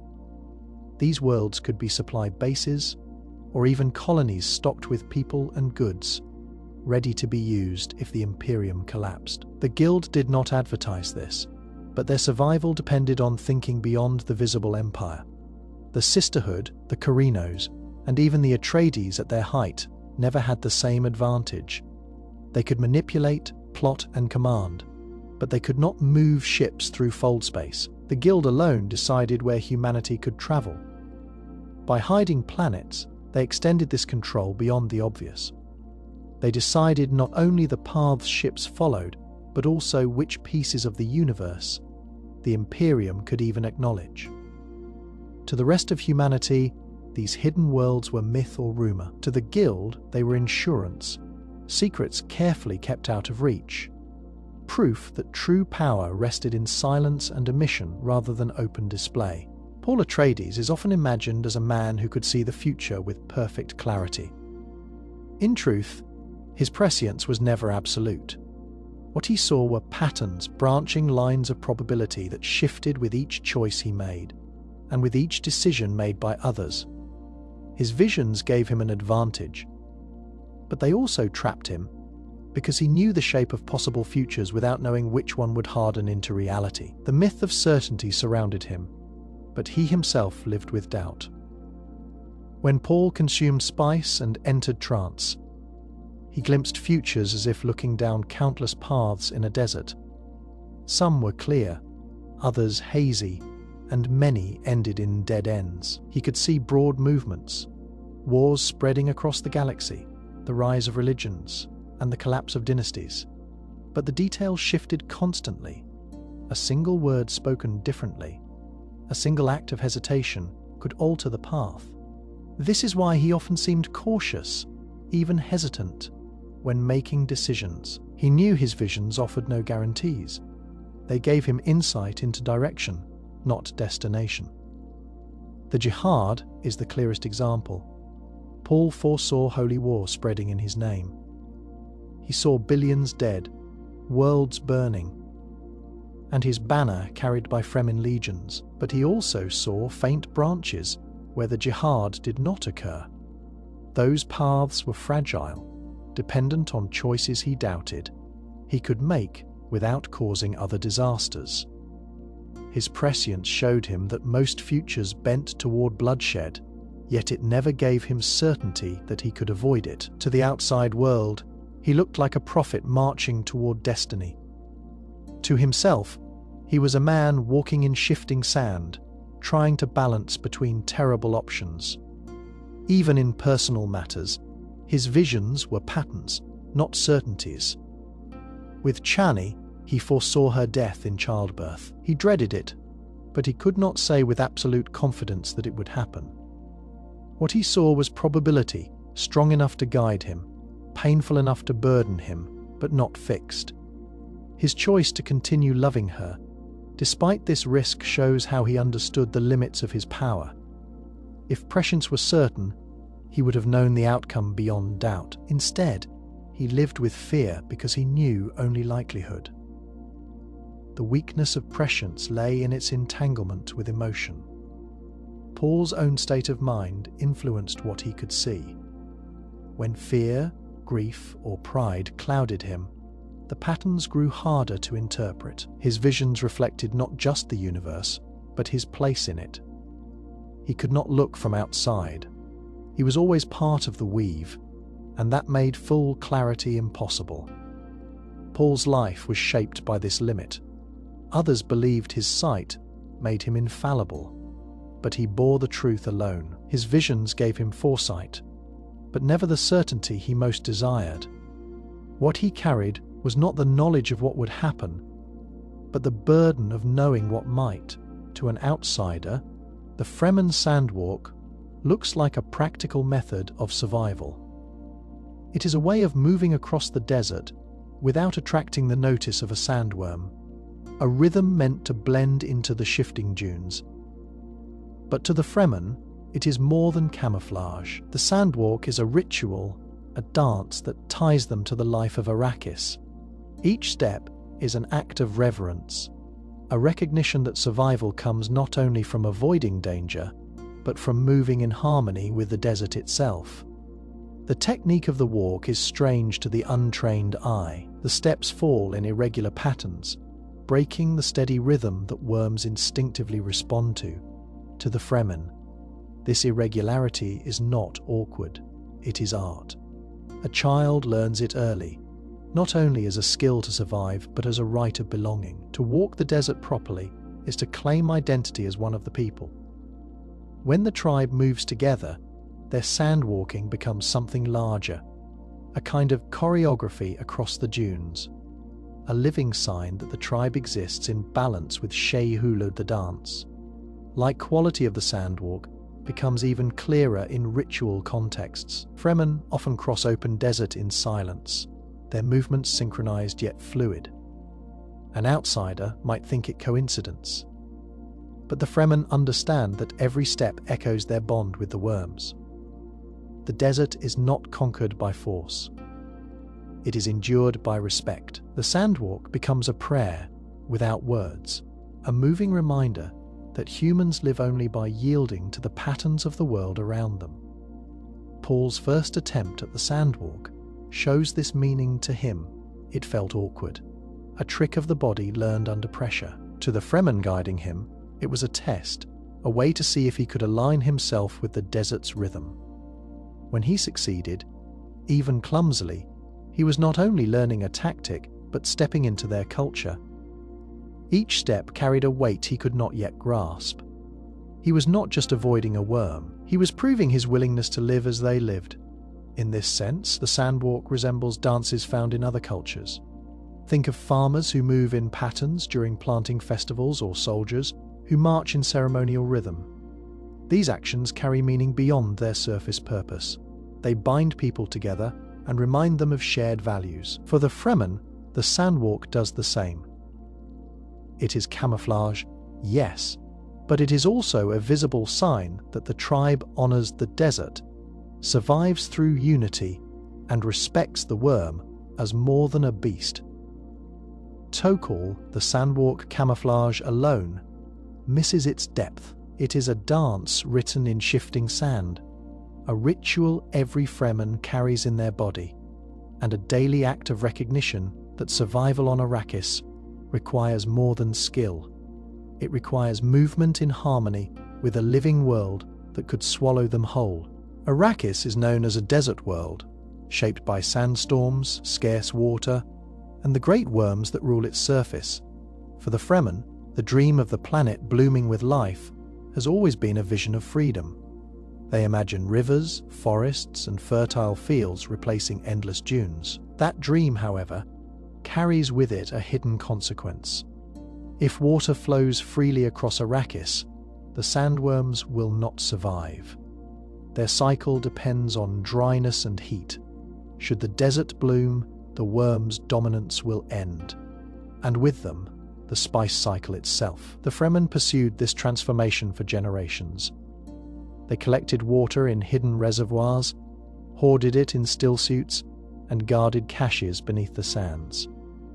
Each drop stored was a step toward a new Arrakis. To outsiders, it looked like obsession, but to the Fremen, it was hope for their children. Their plan was not a fantasy. It was a carefully designed program of ecological change. If carried through, it would green the desert over centuries. The Fremen understood that worms would die in such a world. But for them, survival meant choosing human life over the life of Shai Hulud. Yet the worms are more than creatures. They are the makers of spice, and spice binds the galaxy. If Arrakis blooms, the worms vanish, and with them vanishes the one resource that makes interstellar travel possible. This is the paradox at the heart of the dream. A green Arrakis means freedom for its people, but crisis for the Imperium. The Fremen knew this tension, even if they did not speak of it openly. Their rituals honored the worms as divine, but their secret reservoirs worked against the very existence of those gods. Imagine standing on a transformed Arrakis. The dunes are gone, replaced by fertile plains. Villages no longer depend on stillsuits. Wormsign has disappeared, leaving the desert silent. For the Fremen who dreamed of such a world, it would be paradise. For the galaxy, it would be collapse. The guild navigators, the Bene Gesserit, and the noble houses would all lose the foundation of their power. One planet's bloom would change the balance of human civilization forever. Leto understood this contradiction better than anyone. His long reign as God Emperor preserved the desert, not because he despised the Fremen's dream, but because he knew humanity was not ready for the loss of spice. He kept Arrakis dry and the worms alive, so that the galaxy would have time to scatter and secure its survival before the inevitable end.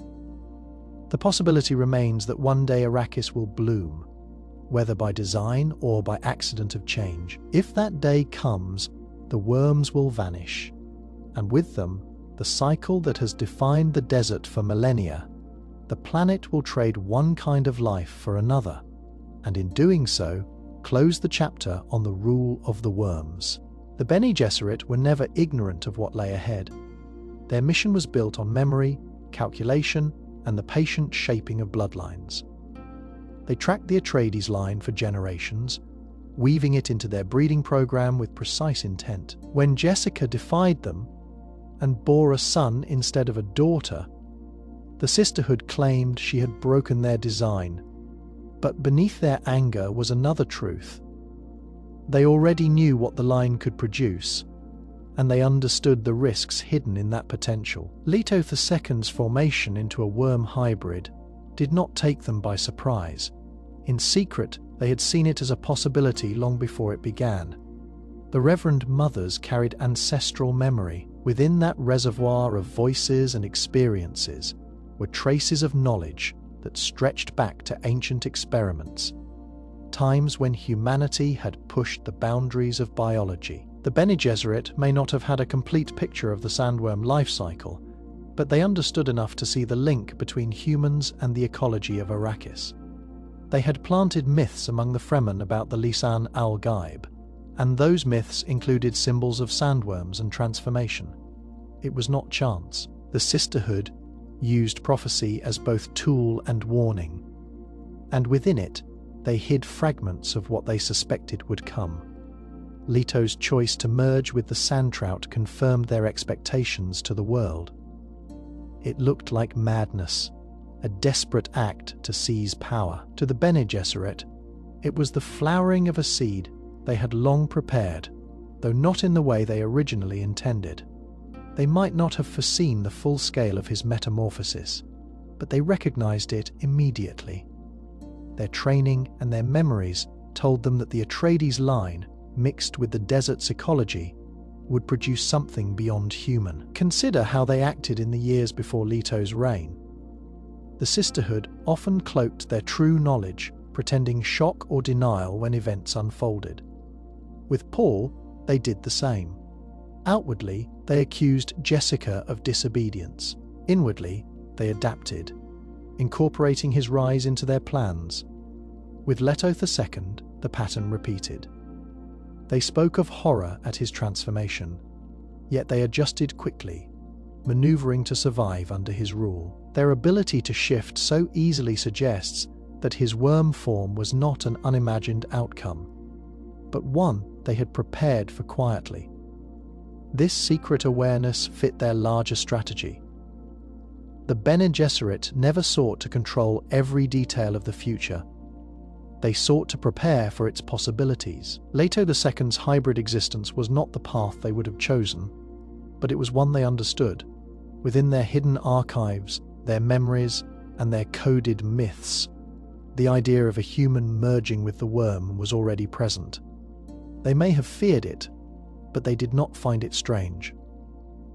When it came, they were ready, because in truth, they had always known it might. Paul Atreides carried the gift of prescience, but it was never a perfect window into the future.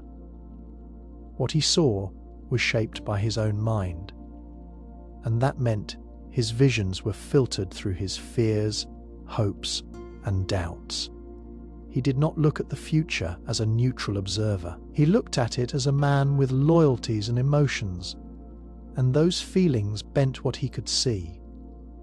His power gave him reach far beyond ordinary men, but it also trapped him in perspectives that reflected his own state of mind. From the start, this limitation shaped the way Paul responded to what he saw. When Spice expanded his awareness, the futures that stood out most strongly to him were the ones he dreaded. The jihad carried out in his name, the slaughter of billions, and the spread of his banner across countless worlds. His fear magnified these futures. Other branches may have existed, but his own terror made them recede into the background. The result was that he lived with the sense of inevitability, not because no other futures existed, but because his emotions pulled his focus to the darkest ones. This bias showed in how he acted as emperor. Paul often hesitated to alter the course of events because he believed any attempt to resist would make matters worse. Yet this belief was tied to his own doubts about himself. He feared arrogance, feared that his decisions would bring ruin, and so his visions confirmed those fears. If he had approached them without that weight, perhaps he might have seen different possibilities. Instead, he circled the futures that resonated most with his internal struggles. His love for Chani also shaped his visions. Paul foresaw her death in childbirth, and the fear of that loss haunted him. This fear colored his choices. He resisted taking Irulan as a true consort, clung to his bond with Chani, and looked at the future through the lens of a man desperate not to lose her. His prescience reflected that desperation, narrowing his view toward outcomes where grief was certain. The visions became self-fulfilling because his emotions guided what he saw as possible. Even his role as a messianic figure among the Fremen was filtered this way. He dreaded becoming a tyrant, so his visions often showed him in that role. He feared betrayal, so he looked for it in those closest to him. His sight was not an objective map of futures, but a mirror that reflected his own mind back at him. Paul's power gave him access to possibilities that no one else could see, but it did not free him from being human. His emotions shaped every vision, turning prescience into something subjective. What seemed like prophecy to his followers was, in truth, a web of futures seen through the eyes of a man burdened with fear, love, and doubt. Duncan Idaho began as a swordmaster sworn to House Atreides, a man defined by loyalty, skill, and devotion. His death in the defense of Paul and Jessica on Arrakis could have ended his story, but the Bene Tleilax brought him back as a Gola, again and again across centuries. Each version of Duncan carried fragments of memory, pieces of the man who had once lived. Over time, he became more than an individual. He became an anchor for humanity, a thread that tied together the shifting tides of empires, religions, and bloodlines. Through him, human history held on to something constant. The first Golas created by the Tleilax were meant to serve as tools. They engineered Duncan for control, intending to use him against the Atreides. Yet each time, Duncan resisted.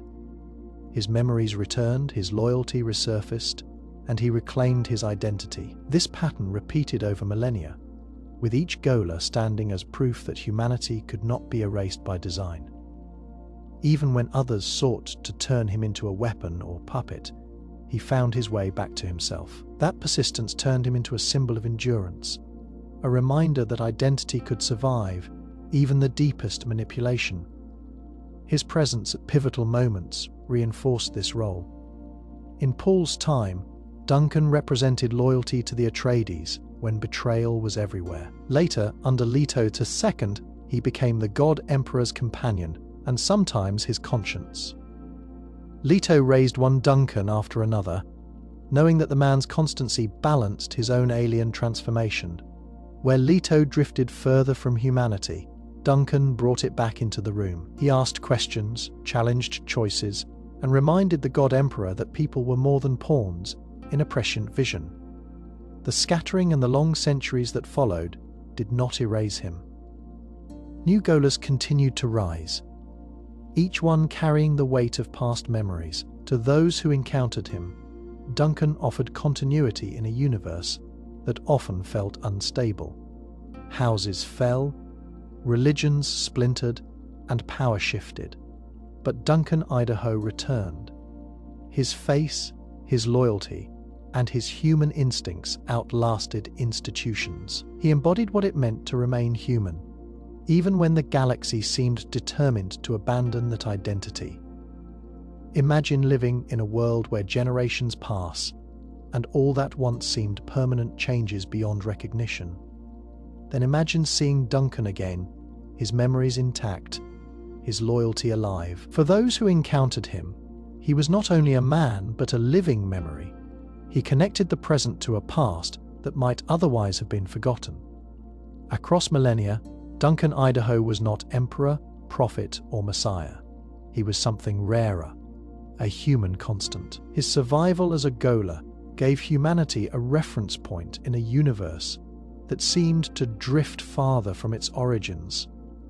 In his persistence, humanity found its anchor, proof that identity and loyalty could endure even as everything else was remade. Paul Atreides saw the jihad before it began.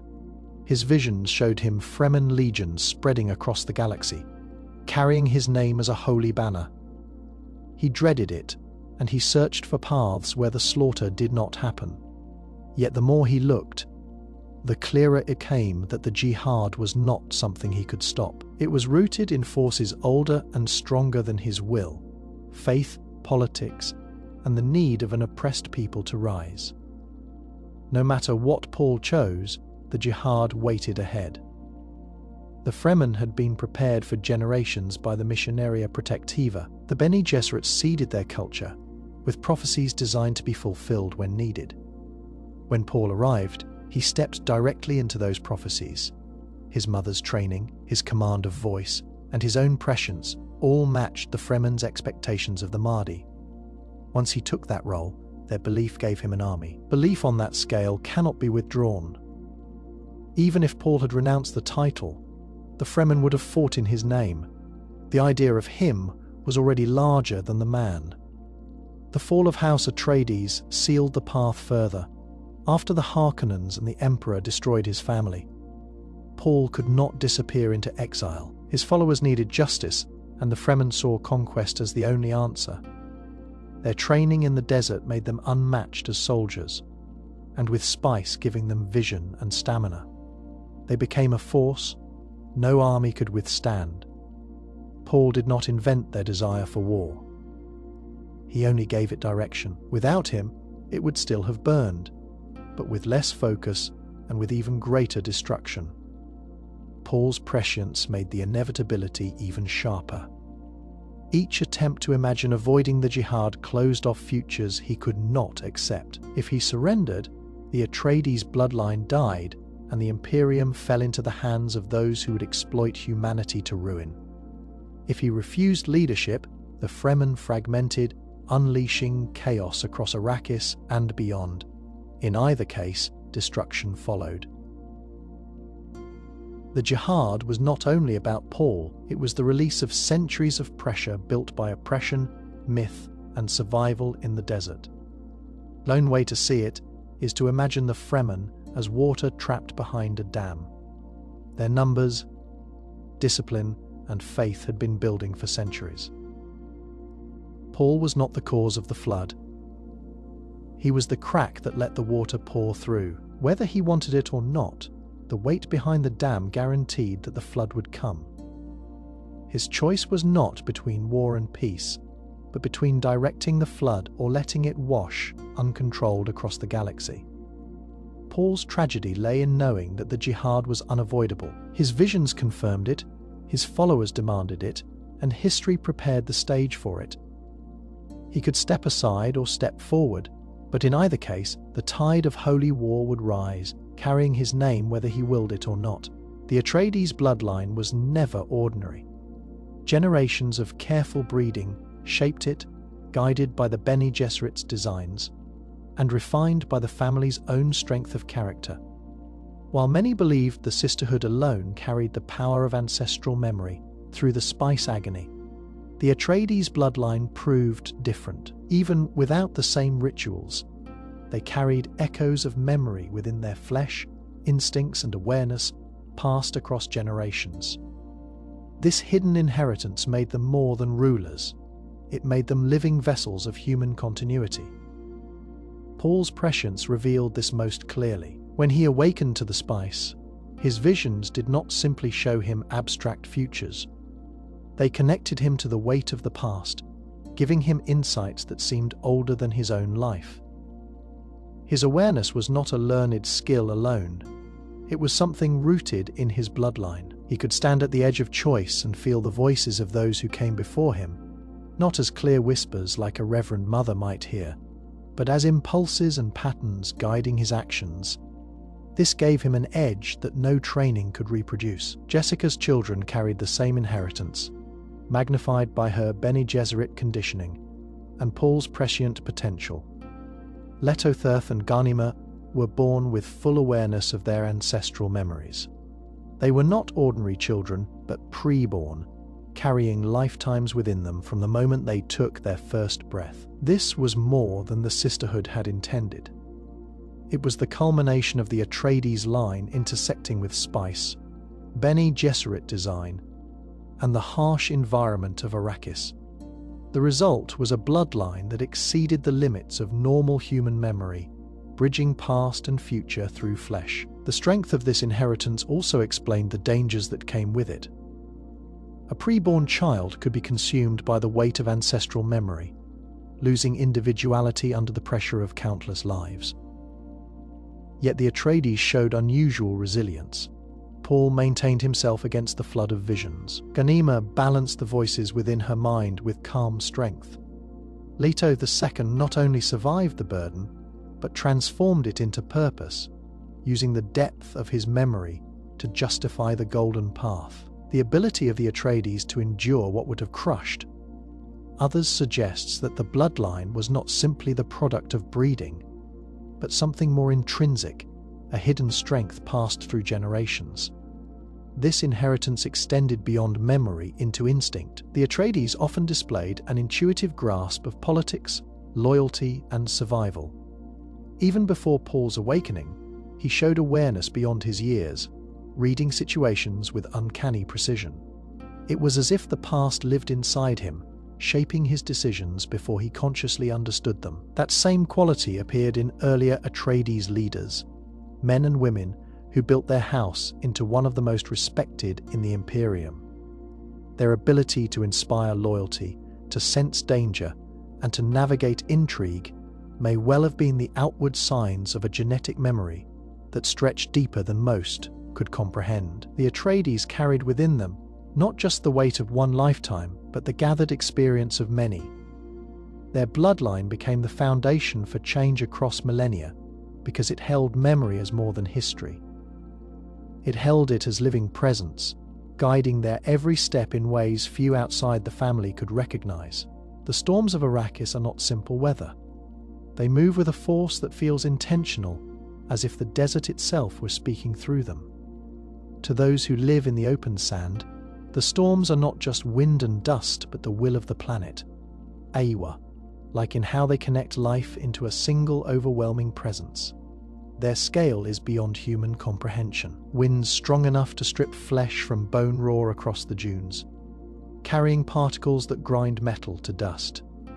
Entire armies vanish inside their fury. Yet to the Fremen, the storms are more than danger. They are signs that the desert is alive and aware. A storm on Arrakis does not strike at random, at least, that is how the Fremen see it. Tribes speak of storms that rose against their enemies, wiping out Harkonnen patrols or scattering Sardaukar legions.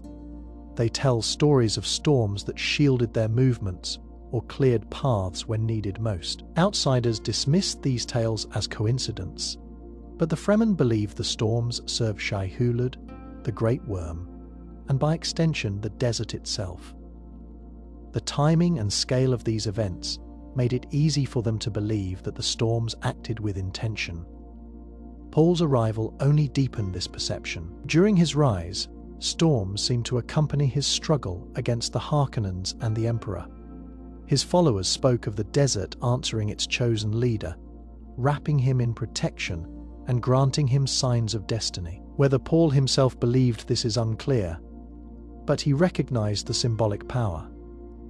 A storm was not only a natural event, it was the desert showing its strength, reminding humanity that no empire or army could ever truly dominate Arrakis. The comparison to Aiwa, the guiding presence of a planetary consciousness, is useful. On Pandora, every living thing connects into a single web. On Arrakis, that web exists in harsher form. The sandworms, the spice, the sandtrout, and the storms all form pieces of a cycle that sustains itself through violence and scarcity. The storms act as the desert's voice, a visible, deafening reminder of its power. They sweep away structures, ships, and human designs as if erasing arrogance. Those who live through them speak of awe as much as fear, because in their violence, the storms remind people that Arrakis itself cannot be controlled. For the Fremen, learning to live with the storms is part of learning to live with the desert. They do not try to stop them. They adapt, hiding in caves or adjusting travel around their patterns. In this way, the storms become teachers. They show that survival on Arrakis depends on respect, not domination.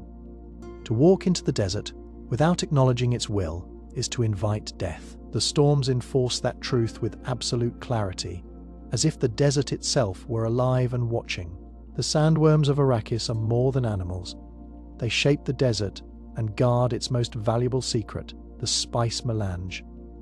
Yet there are hints that their role goes deeper. The spice is not only a byproduct of their life cycle, but may also serve as a medium for their consciousness. Through spice, the worms themselves may dream. This idea changes how we think of Arrakis. Instead of mindless beasts producing a resource, the worms become part of a planetary mind, with the spice as both memory and vision.